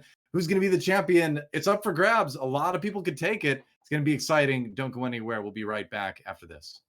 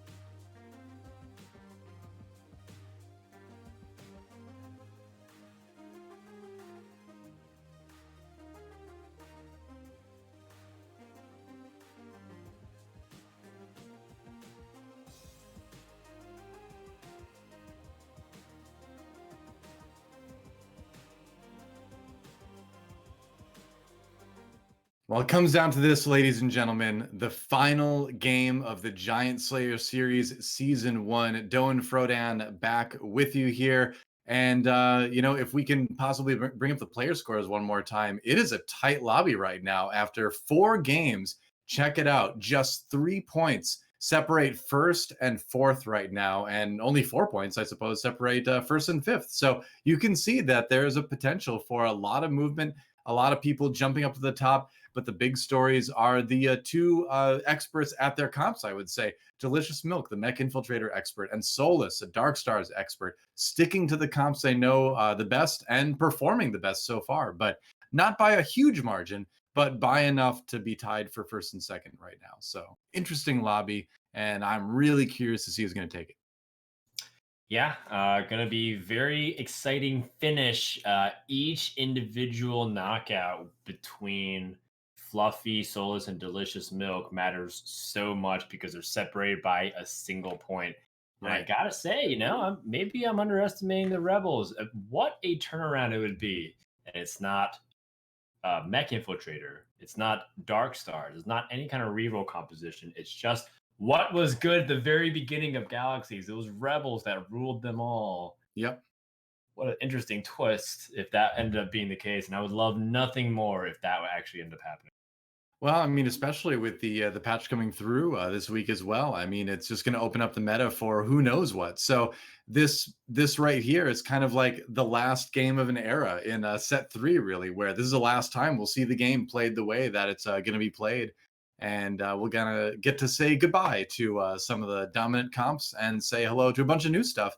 And if all goes well with the balance changes that they're trying to put into the game, we'll have a lot of opportunities with a lot of different synergies being active in games because of the nerfs to the higher number synergies and the some of the buffs to the smaller ones. It's going to be really interesting. A ton of tiers on this carousel, and they are pretty much all ignored. That's generally how the meta goes right now. Delicious Oh, Milk, though, grabbing that needlessly large rod, you can tell priority number 1 is that demolitionist spat. we shall see. I think that this was an all offensive carousel, I so the was, yeah. priority is usually going for chain vest first. But since you If you can. can't, then getting that rod is important. Yeah. Yep. So on board with Souless, got a sword, which is a very vital item in the Dark Stars Yeah. universe, and another sword. And yeah, you need like what 3, I think, swords to be comfortable with Dark Stars. Um, You need a lot. no, you can actually still get away with just one. I think as time goes on, people have started realizing that you kind of just need to have Runin's Hurricane on Jin because he doesn't need more sword items outside of maybe Guardian Angel. And even then, you don't even need it. You can still play Trap Claw instead, and then I suppose. itemize the Zareth. So realistically, you could actually get away with a 0 sword start for Dark Stars. A start, yeah, but a finish might be tricky. But swords definitely not as important as they used to be. The uh, sort of like the lesser need to have IE on the Jin, like a lot of people were using for a while. You don't need to power up Shaco, so you don't need a GA for him necessarily. Yeah, I would say that glove is usually the best start for Dark Stars if you want to, specifically try to force it in that game or lean heavily towards it. Mm. In the meantime, you see that Solus is picking up the Zayas. I think Zaya is also like a really good early game carrier for a lot of those items that you want to build, especially if you go for a Rage Blade and a QSS. And then the benefit is, of course, that you can transition to a KO comp if all else fails. Right. There's a glove. Ooh, All right. okay. Now you're happy. Yep. Slam Infinity that. Edge jammed immediately, actually. Yeah, totally. And Infinity Edge is great as a win streak item. And Yep. it seems like Souls really prioritizes that. He's been trying to win streak a lot of those games, but many times it doesn't work out. And that's totally okay. Sometimes you're just not going to win streak despite slamming Static Shiv and getting a Zaya too. Right. Happens. Now, I wonder too if we see him find like a Graves or something, if he's going to go for the Space Pirate version of the early game and try to put the Infinity Edge and the sword on a Darius. He bought the Darius right away. And that's another way where you can continue the win streak possibly, but also make a little bit of extra gold in the process. Right, right. which maybe gives it a bit of an edge over the Zaya if, again, if you find another Space Pirate, which it looks like his opponent, Mismatched Socks, has found a lot of Space Pirates so far. Yeah, Sox has played the most flexibly, it seems like, and he is also still very much in within striking distance of taking the top. So I've Yeah. been very impressed by Sox, quite possibly the most impressive out of the players tonight in this lobby, because he's been super consistent and fishing top four almost every lobby, with the one exception of Fluffy's pet rebel build, which is like also just like cool because of how different it is from Uh-huh. what you expect to see. And I think that like if like the players naturally because of how hyper competitive that they are, they tend to judge things through the lens of like if they, through their own competitive view. But I think they would all feel very happy for Fluffy if he was able to get the win while playing this composition because I feel like that would be an acknowledgement of someone that was able to do things very skillfully despite people talking about how bad the composition is normally. Yeah. And you see him playing some pretty unorthodox stuff as well. Remembering that Aurelian Soul with the defensive items, but just kind of a good read on the other comps in the lobby and rode it to a pretty high placement. Yep, yep. Getting a bit crushed in this particular round, running into a pretty strong chrono setup from Tien early on. Yeah, Put him TM. down at 88 health, so we'll see. He's got a chance to come back. He's got time. Oh my. Yeah, he has that early giant slayer, so he has a really good start. Interestingly enough, blasters are a composition that feels like they really, really want swords. Again, they don't need it, but it helps so much to have Giant Slayer and Guardian Angel. Yeah. Um, so having that early is really big. And I do kind of wonder if he wants to play Ezreal or just kind of keep the 20. I feel like Ezreal 1 has gotten so much weaker since his big nerf that Mhm. it feels like you don't really want to play Ezreal unless you can transition really smoothly and not lose too much eco. I think the question is too is like, does he really want to win this round anyway? Right, we're one away from carousel, and he'd have to give up, like you mentioned, his economy to do it. So I think you just take the win if you get it. Looks like he's gonna win this one, but if you lose, all you get is a chance to pick up a better item. Yeah, it's actually a very interesting question right now. Do I want to win rounds despite losing early? And I think the answer is always yes. I think the times, oh, sorry, when I say always yes, in his position for Fluffy, yes, because I think Blaster Brawler in particular is a composition that needs to have a lot of health to give them flexibility in the late game to find time to get Misfortune and other things like Jinx 3. I think Brawler Blaster or any variant of, in this case, it's Rebel Blaster they struggle the most when they're lose streaking because then they have to like roll all the way down because otherwise they don't power spike and they don't win. And then they're not really sitting on a big gold stash for them to start rolling for Jinx 3 or Misfortune 2 and get to level 9. Sure, a lot of the So, power comes from the higher levels in that comp. yeah, and I would say that this composition specifically does. If you're playing Mech Infiltrator, though, I think you're totally okay lose streaking all the way through. You've kind of got the opposite happening where where Delicious Milk is number one in the lobby right now, is not lost yet. Fluffy doing a Yeah. little effort, but finds a couple 2 stars. So that's going to help him stabilize a little bit. Oh, this is a massive power spike here. He found Graves too, which is one of the best one cost units in the game right now, and he found one of the other best one cost units in the game, Malphite. In terms of just standalone raw power early on. So Yeah. this is a great opening here for Fluffy. Excellent shop.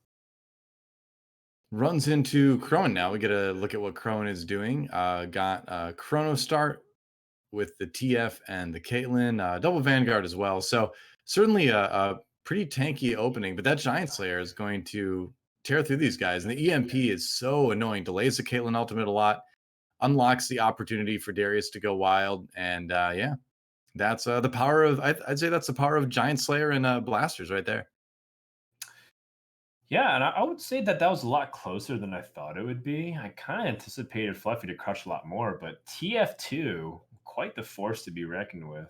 Yeah. Even just with a single rod and getting a little bit of buffs, can still put out a lot.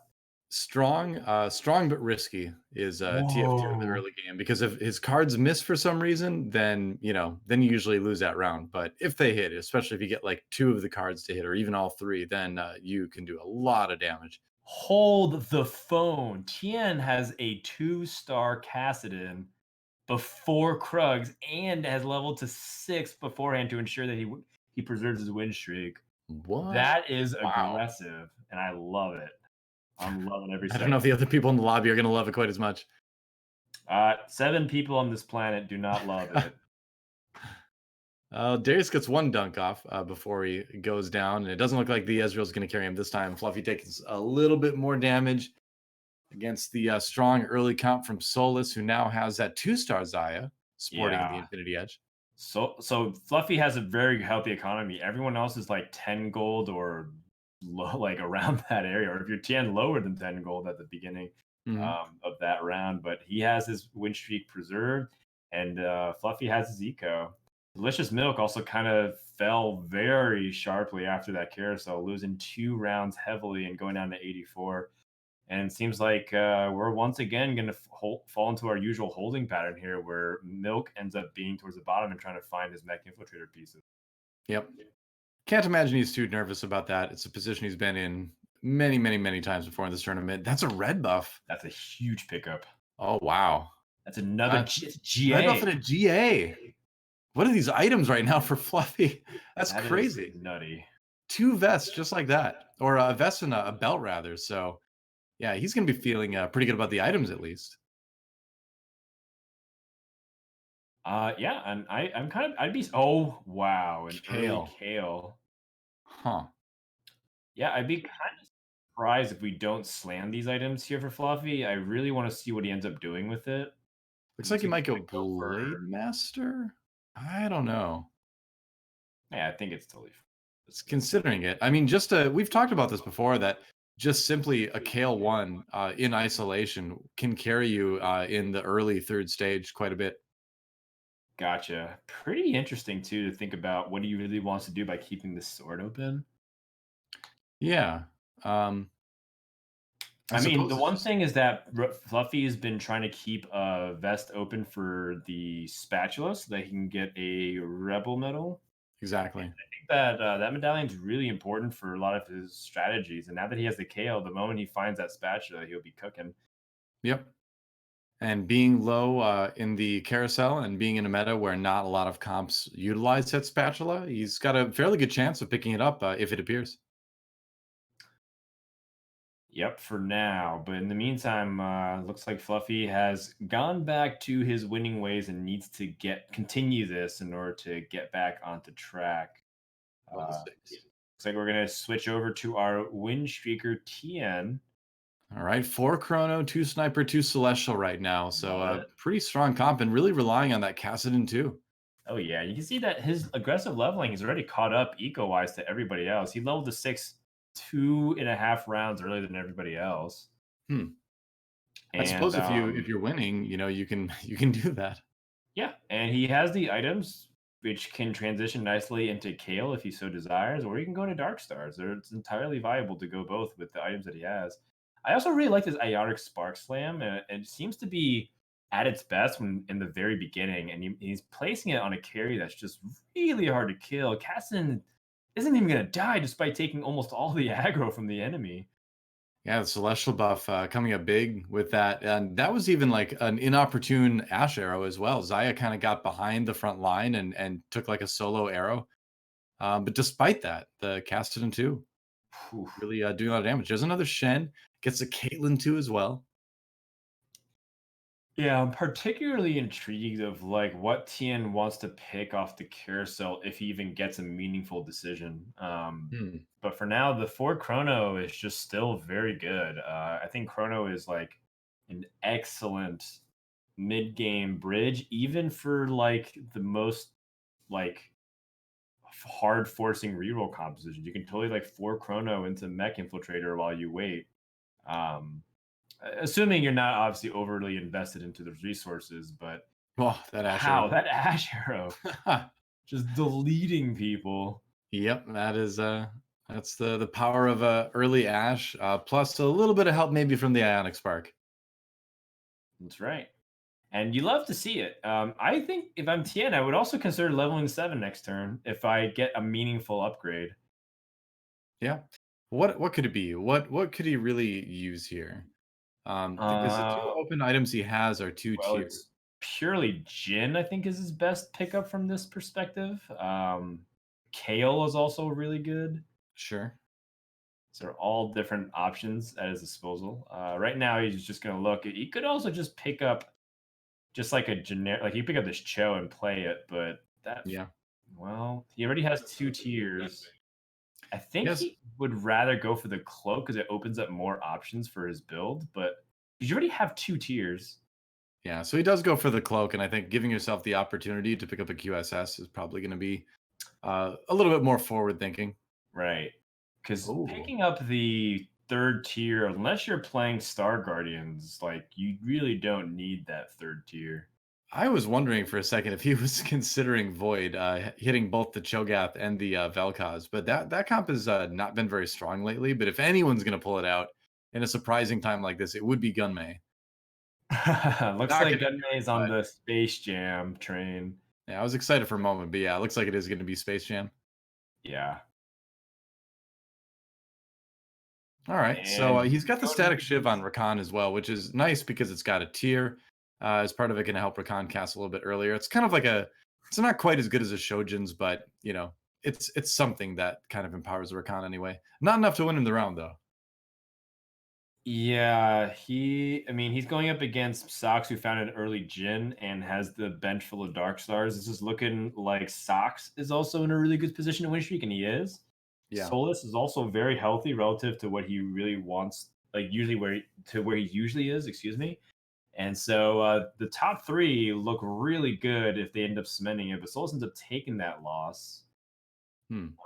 So pretty interesting to see how it's shaking up here. Ooh. Kale. Okay.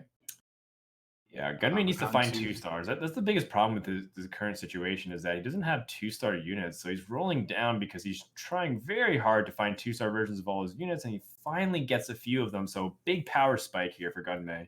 Yeah, with 3 upgrades to 2 stars, that feels pretty good to be able to stabilize at 20 gold.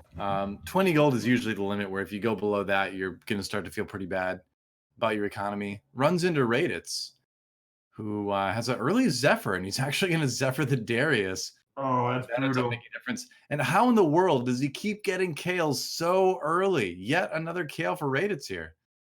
Might not matter, though. Ash Arrow comes through, misses the Kale, but Darius slams in. Caitlyn ult? No, not enough. Darius? Nope. Wow. Rayditz just living on these early Kale pickups. It's just the affinity. It's the natural pickup of it. He Yep. knows where to search. Definitely do see players predisposed to the comps that they enjoy playing the most. So Yeah, it's on like to infiltrators one of now. my buddies who's like, "Man, I just keep getting fed cybernetics every game," and I'm like, "Okay." And I looked at what they're doing. And it's like they have one Fiora and like a Lucian one, and they're like, "Man, I just keep getting cybernetics. Guess I'm going cybernetics." It's like, all right, man. You find like a unit. However, Kale is one of those units where it's like you find a single Kale. It's like, oh, I guess I'm going Kale. Wow, that is a huge upgrade for Gunmay. Getting the Jace 2 and being able to slam Thieves Gloves on it right now. Doesn't get the greatest items, but hey, just having that on the Jace is going to be strong as the game goes on. Yeah, Thieves Gloves on Jace is widely to believe to be very good for this composition because Jace can make use of all those items. Yeah, it's a Another good really good solution. user of it is Cassidon. Hmm. So I would recommend either of those two if you're looking for a holder of Thieves Gloves, because if you, for example, had already committed items to Jace. Right. A lot of people will because he kind of becomes your second carry / main tank basically in this comp a lot of times. Damn, I think Jace is the main carry of this composition. Oh, he can Uh, be, yeah. yeah, and so I guess it does. It takes a while though. He needs a lot of setup. Darius is going to be carrying you for a long time before you get to Jace carry. Yeah, it's like if you get perfect items on Darius, then he can bounce around like an insane man on a pogo stick. But if you get more normal items for Darius, then yeah, Jace Mm. comes up big. Mm. This also kind of frees him up to maybe itemize Rakan a little bit more, who can make a bigger difference in the late game just due to the amount of crowd control he offers when he starts casting really fast. Yeah, well, I think Gunmay. Oh, looks like Khroen's rolling for the Oh slash, yeah. bros. All right. Khroen has always Well, been more bold in terms of rolling early than a lot of other players in the lobby, and it hasn't worked out for him great tonight yet, but he certainly believes in it. if I'm not mistaken, outside of Socks and Souless, who are both playing Dark Stars, this would mean that every person is playing a different composition, Huh? which is great for Milk. Yes, it is. Yeah. All right, here we go. Level 8 spikes, the exciting roll down. We'll find out who ends up getting their power spikes. It seems like Gunmay is kind of stuck here for a while because he spent most of his eco prior to this getting to level 6 and rolling. And now Khroen has rolled all the way down and he found a Master Yi 3, but no Rage Blade here. Yeah, not the greatest items yet, but he's still got a lot of time to find one. He's well, we're on board with him now, bottom of the lobby, going to the carousel next round. So we'll see if he can find a bow. Yeah, another thing to consider would be death cap on Master Yi. That sounds really weird for a person that's auto attacking a lot, but that's also a viable build path that you can go, which is to make APE and just have every time he hits you chop super hard. Yep. You also heal quite a bit too, so it does Right. help with the sustain, I suppose. But where's the bow? Okay, there it is. There's a GP Yep. with a bow, Finds so even the gets a point. gold. That's not bad. And it's great because it's very expensive too, gives him more opportunity to reroll and recover his economy. Yeah. Uh Rayditz, he's struggling despite having that early game KO. Gunmay picks up the rod and Milk finds the gloves on the Lulu. So Milk had been picking up a win streak, but he also just lost again. So the only person that's kind of win streaking is MismatchedSocks, and it looks like he has a really good Dark Star setup. I'm checking out DeliciousSmilk's POV right now, trying to see what his board is looking like. He does have Mech Infiltrator online. Still, though, waiting for that Demolitionist spat. But this time he does have the Morellos on Kaisa. So he does have one of those strong items to power up the Kaisa and kind of get the win over comps that sustain a little bit with the Celestial buff. Yeah, wow. What an interesting time where Khroen has, if I'm not mistaken, he has Master Yi 3 and Yasuo 1. Is that Huh. correct? Yeah, you are correct. That I don't think I've ever seen that before. that happens. Is that like incredibly lucky that he found mastery that quick, or is it very unlucky? I don't know. I think it's a bit of both. Oh, geez. Speaking of lucky, how about MF at 4-5? Well, I mean, Pretty Fluffy good. did roll down a lot of his goals, so it's kind of expected to find not like you don't always get a guarantee of it, but similar to how cybernetics land like a single echo. And I Sure. think that's You'll the hit some story. 5 stars, and if you're lucky, it'll be the 5 star you're looking for. There's Yasuo 2 finally. Yeah. And Khroen does a scout around and he looks kind of weak relative to a bunch of other people in this lobby. I'm kind of scared that this might be Khroen's last few rounds here in the tournament. Yeah, it might be. It is one of those comps, like we've talked about in the past, that can really come back if it's down, and you kind of wonder a little bit if maybe you just slam these items because you're at 14, but for whatever reason, just not finding any chain vests this game, and that's going to make the E a little bit less tanky. Trying to win it, E3 is very strong, but not quite strong enough. Goes down, and Tien, even with the early Lulu, and that's going to Oof. nearly eliminate Khroen. 4 HP remaining, All but right. he's on the way out, it seems like. Yeah, it seems like Khroen is going to finish in eighth 3 games in a row. And, him being able to make it to the top 8 and squeeze for that comeback yesterday was already impressive enough. So I'm sure, even though he bombs out for the last few lobbies, I really admired his tenacity. And he's also shown a wider range of build than most of the other people here in this tournament. So Yeah. you got to respect it. a real preference lately towards these reroll comps. So you kind of wonder how his playstyle is going to change with the patch coming through. I think everybody's going to need to adapt, but we'll see. Gets a sword, has the opportunity to build a Zeke's possibly on Yasuo. Now the fast roll down, see what he can find. Just looking for any more 3 stars. Anything Okay, at one all. more Sona. Find Sona. Yep, Sona 3. That'll help a lot. It's good One more sustain. Blitz. One more Blitz. Oh, there it is. Blitz 3. Okay. Okay, so how do you use your And, items now? That's the question. I like Zeke's. I do too. Oof. Oh, he had the Warmogs. I didn't see that. Okay. Infinity Edge on Yasuo, Nice. then just puts a rod onto Karma for a slightly bigger shield in the end. Yasuo down right away. It's Crank not doing enough, and Khroen, he The knows. Kale's too strong. Maybe. Oh. He ran into the Rayditz, and Khroen is 3rd, 8th in a row. Disappointing end of the tournament for C9 Khroen, but hey, making it to the top 8. Hard to be disappointed with that. We're going to move it over to Fluffy's view now, who is going for another Rebels build, has the Jinx powered up. Yeah. The MF, too. So, with the exit of Khroen, this is an opportunity. Again, every single point matters here for the top 4. We kind of knew Khroen wasn't in the running. TM getting first would be kind of a pretty significant disruption to everyone else's points opportunity as well. Fluffy is exactly in that midpoint where he isn't comfortable exactly with the amount of life he has, but he's doing better than a couple of other players. Oh, no. Big misfortunal, and Milk trying to see if he can take out the Jinx, but Jinx is not actually going to be able to do anything here.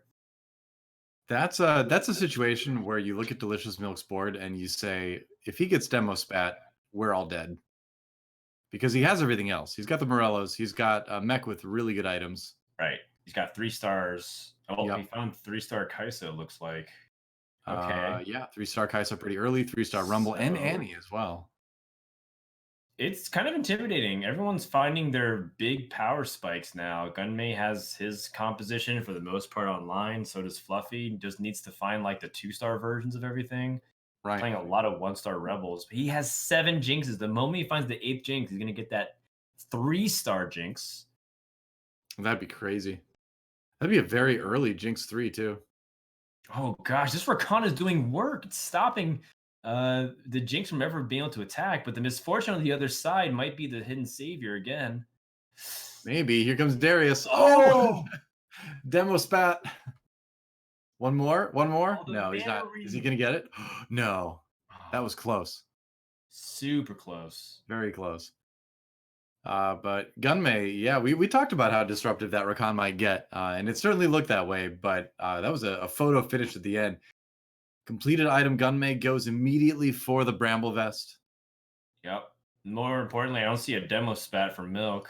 Yep. So it looks like he is going to have to pick up something else that's suboptimal. Yeah. We'll see what he decides to go for. I wonder if you grab the Dark Star spat. What did he grab? I didn't see it. Looks like he grabbed the Runins, if I'm not mistaken. One away from a. He's actually one away from a Kha'Zix 3. Oh, okay, all right. I mean, desperate times calls for desperate measures. Yeah, I mean, if you make it a Dark Star, and he finds it. He grabbed the Runins though, like you were saying. Locket. Yeah, why not runes on Kai'Sa, I suppose. He can't really. So he was holding off on those items for a long time in case a spatula was presented at the carousel. But yeah, Milk gonna do some scouting here just to see the positioning and see where he wants. Tough. This doesn't look like a mech comp that will win the lobby, but it can very firmly place top 3. Yeah, I think it's definitely a top 4 mech comp, but again, I think Demo Spat is like the key item that takes it from top 4 to top 1, you know? Wins this round fairly easily though. Oh my god, look at that damage from the Darius. But not enough. Yeah. Then you run into those 3 stars, especially the tanky 3-star like Rumble. You're just not gonna get the execute. Right.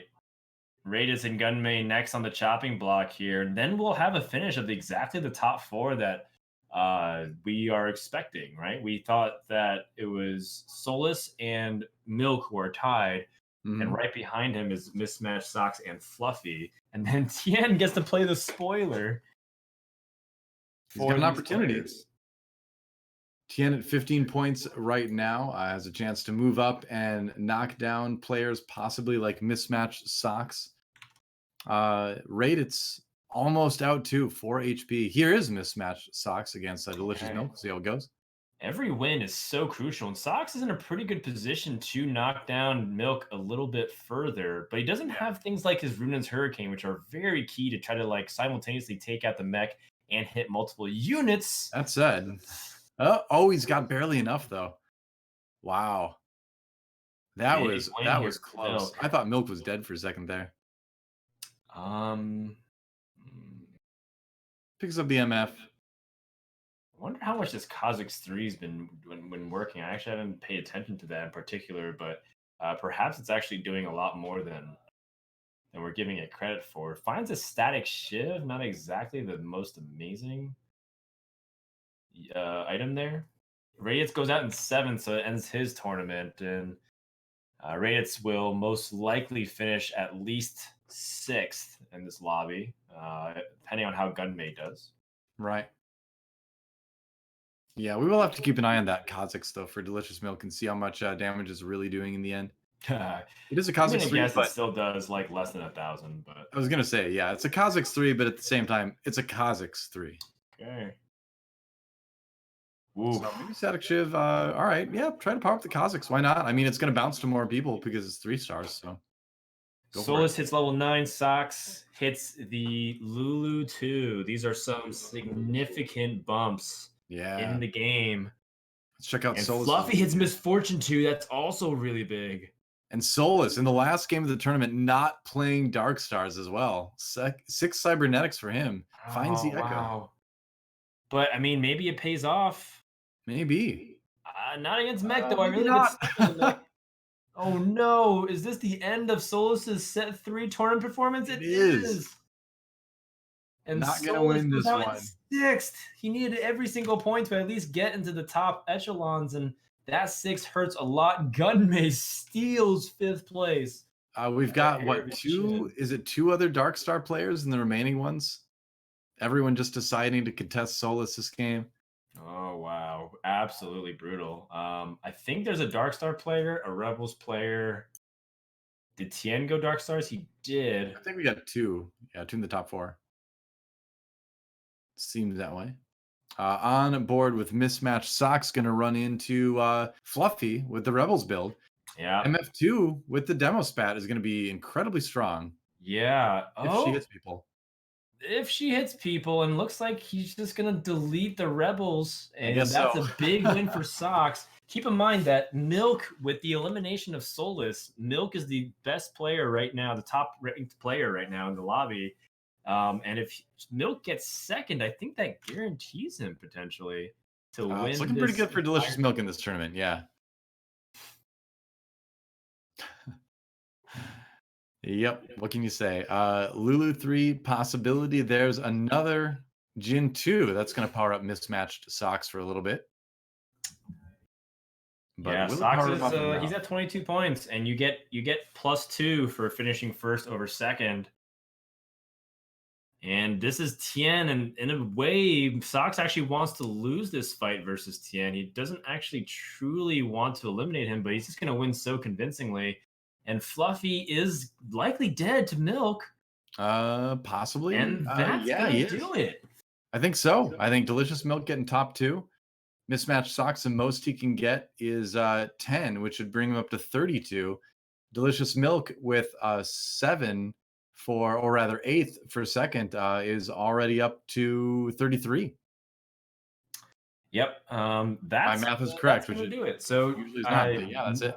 Milk is going to be the champion playing Mech Infiltrator. We can play it out and see how Socks can wrap it up here, but based off of the rules, we're just going to take the finals of or the final standings of however this looked at the end of 5 games, rolling it down to see if you can find potentially Zera 2, which is very core.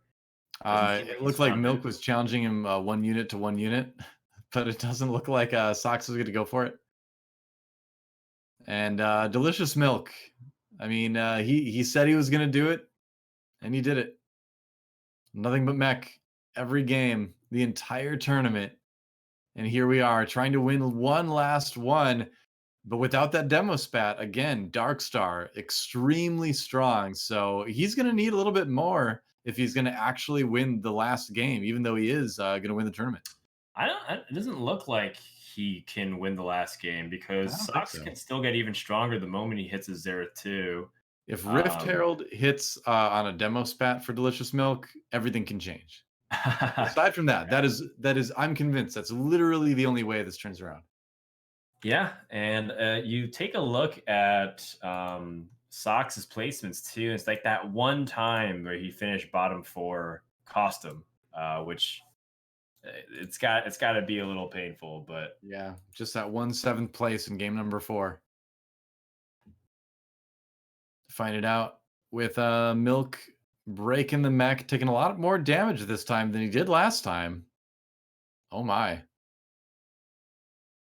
Still can do it though, that Jin. So Milk takes a little bit more damage, and that will bring us to the Rift Herald stage. Yep, and Xerath 2, so should lock it up for MismatchedSocks in this game at least. And I believe we heard that he is on par to take 3rd overall, even winning this game. If he's 1st place, he'll get 2nd place overall, actually. All right, Zeke's Herald, not going to do a lot of good for DeliciousMilk. MismatchedSocks, like his chat is saying, now he can afford a chair. He's got the power. Yeah, the second Jin can get itemized here. I like that he actually kind of spread his positioning here a little bit more against the mech infiltrator, because putting things like Jin is in that top left and top right corners are going to make it difficult for the infiltrators to get there. Right. Of course, there's a little mind game where Milk can actually just place his infiltrators in the front row if he so desires, because he's anticipating that to happen. Yep. But I don't think Milk truly needs to do too much more here. Like, even if he loses super convincingly in this battle, he's won the war. Oh my goodness, the Xerath is just deleting everything. Mech gets popped in Xerath 2 doing Xerath 2 things. It does get stunned though. Yeah. Oh my. Are we not done yet? Oh, that does it. It was close. But MismatchedSocks wins the last lobby, but it's DeliciousMilk who will come on top of or come out on top of everybody and take 1st place. You're in the Giant Slayer series, season 1. DeliciousMilk. He came, he saw, he mech'd. He did. That he did. And he said he would, and he did it. And I think that I don't know if we expected anything different, but one thing I do want to say is that it wasn't like it was a very big blowout. The other times that Milk had played, and it actually looked like Milk had just like won so convincingly that he was like 10 to 15 points ahead of 2nd place. Now it's like this could have gone either way. It really could have. Socks, for example, did not play 7th that one game and just gotten like 5th, he would have won. If Fluffy was able to do better than that 6th in round number 2, he also potentially could have stolen the victory as well. But at the end of the day, you got to say that like this was a pretty hard fought lobby all throughout, and you got to be really proud of everyone who played. Yeah, you think about a player like Souless getting 2 1st place in the lobby and still only managing 4th as well in points. It was tight. DeliciousMilk, are you there? Yo. You did it. Yes, you played mech every game. You won the tournament. How many games mech? I played like 17 games of mech. Like, how bad is the state of the game, right? That you can win a competitive tournament where you just play the same comp that's a reroll comp over and over. Well, I mean, across 4 weeks. Comps too. It wasn't just mech. And what's his name? Fluffy almost won the tournament playing Rebels every game. What do you think about that? Oh, that I don't even understand. I feel like Rebels literally just lose to everything. So I was actually kind of surprised he did so well. I guess he beat low rollers because everyone's playing the same comps usually.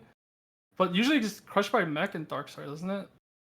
It seems like today, the other reroll comps, like the Space Jam and the Slash Bros, ended up being a little bit more contested than we've seen it in other days.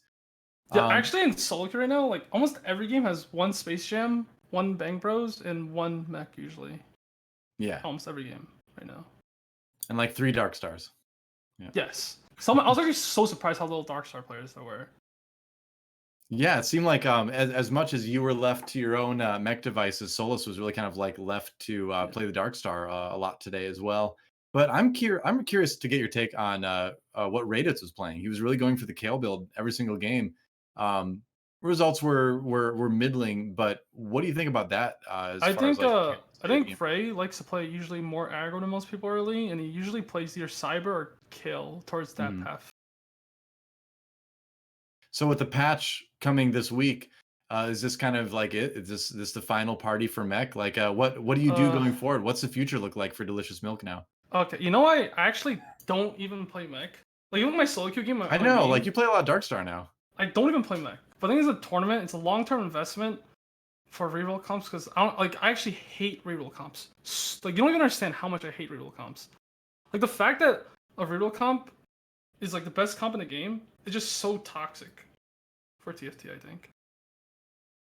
So even back when people would play like Predators and other things in different sets, you felt like that was also like similar to this? No, because Preds was like balanced. Because you have to like high roll your way to Singe usually. So you play a reroll comp and you have to hit Singe in like Preds.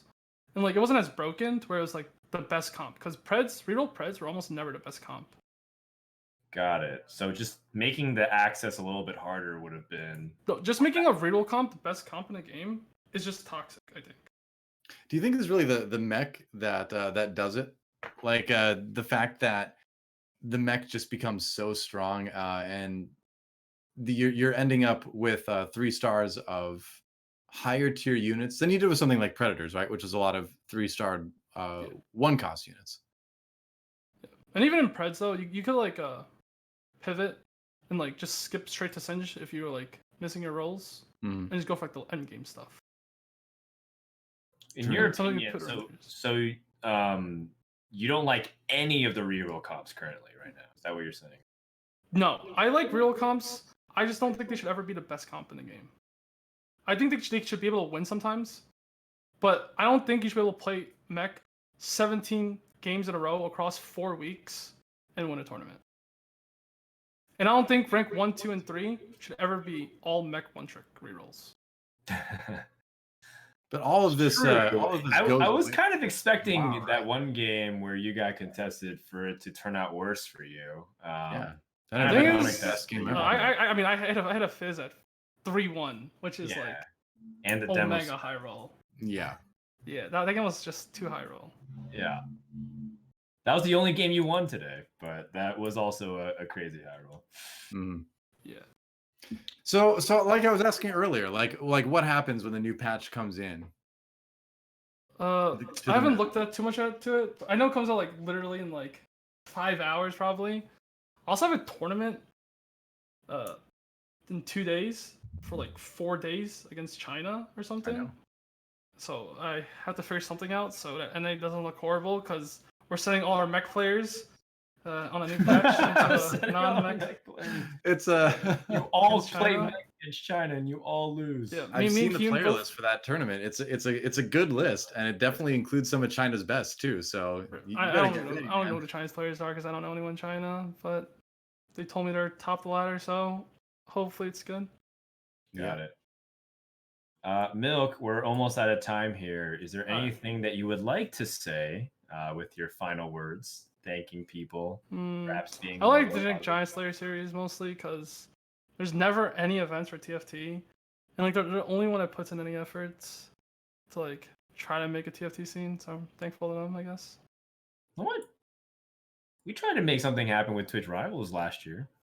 Oh yeah, I mean, yeah, I guess, but yeah, that too. I'm not gonna get in the middle of this. I'm just gonna chill over here, you know. I mean, yeah. I mean, well, there's going to be a lot more TFT. We can talk about the invite list for that later, I guess. Yeah. Wait, what? Oh, wait, what? Oh, wait, I don't. yes. There's Twitch that. rivals. I'm just memeing you, man. Well, there's definitely going to be a lot more TFT in the future, both here and other places. The scene, I think, the scene is going to pick up a lot more from now on. At least I hope, and I'll do my part anyway for that. But congratulations to you, DeliciousSmilk, on your tournament win. Looking forward to seeing what you can do in the tournament this weekend when you can't play mech every single game. So it'll be cool. All right, thank you. Have a good one. Thanks a lot. All right, see ya. GG's, man.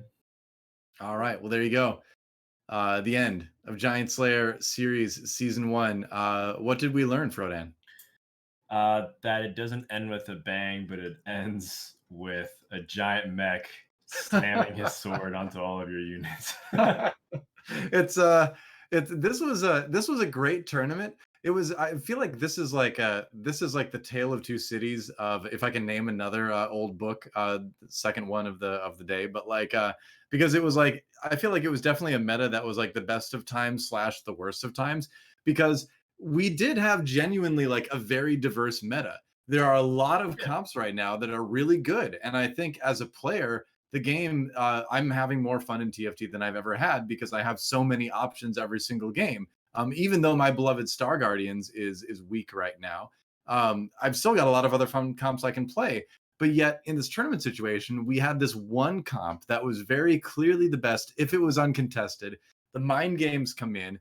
So you've got but yet you did have a lot of other people performing very well with those other comps. And it was only by one single point that comp, the notorious comp that everyone's afraid of, was able to win the tournament. So at the end of the day, the mech infiltrator thing is a thing, but the meta ended up being pretty diverse towards the end of 10.8b, and I think we got to see a lot of cool results with a lot of different comps and a lot of different play styles.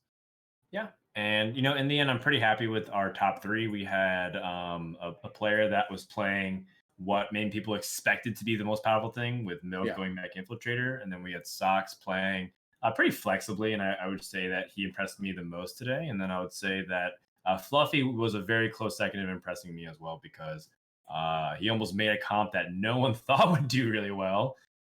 Almost win the entire tournament. I think that's really impressive in its own right. Even though he kind of played the same comp, we kind of showed multiple paths to victory there. So I'm really happy with this top three, and the overall lobby. They grinded out for weeks, so I'm really proud of everyone that competed, and I'm really looking forward to tomorrow's patch, as well as the rest of the set here. It's a really good appetizer, if you will, for the future of competitive, right? Because we're going to see the end of the set and who will go to the global competition, and it's getting me more excited, DoA. I can't wait for that. Yeah, I'm really excited about the new patch tomorrow and all the opportunities it brings. But this has been a great tournament. We've had a lot of fun casting that. I think I can speak for you when I say that. And big thanks to juke.gg for sponsoring us.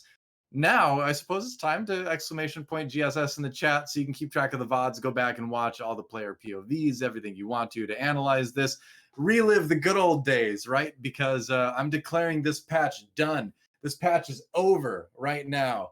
Right. And we had a good time with it for sure. So thanks to Giant Slayer Series for putting this on. Thanks for juke.gg for sponsoring us. Thanks to you, Frodan, for being an awesome co-caster. I'll let you say a few words as well before we end it here. Go for it. That's right. Giant Slayer TV has done so much for the TFT community, and one thing that they've also pushed forth, as well as Fight Night and Giant Slayer Series, is Teamfight Talk Show. That's a talk show that I'll be doing with Travis Gafford tomorrow, with our special guest, everyone's favorite free NA player, K3 Soju. He's going to be joining us tomorrow. So at least I know one viewer, Souless, will be in chat, flaming him nonstop. It'll be great. Make sure to tune in. Should be awesome. All right. Well, that is going to wrap it up for us, guys. Thanks for watching Giant Slayer Series. Keep an eye on this channel for, like Frodan said, we got talk shows, we got fight nights as well, and a lot more TFT content coming in the future. So keep an eye out for that. Until then, we'll see you next time. Have a good night.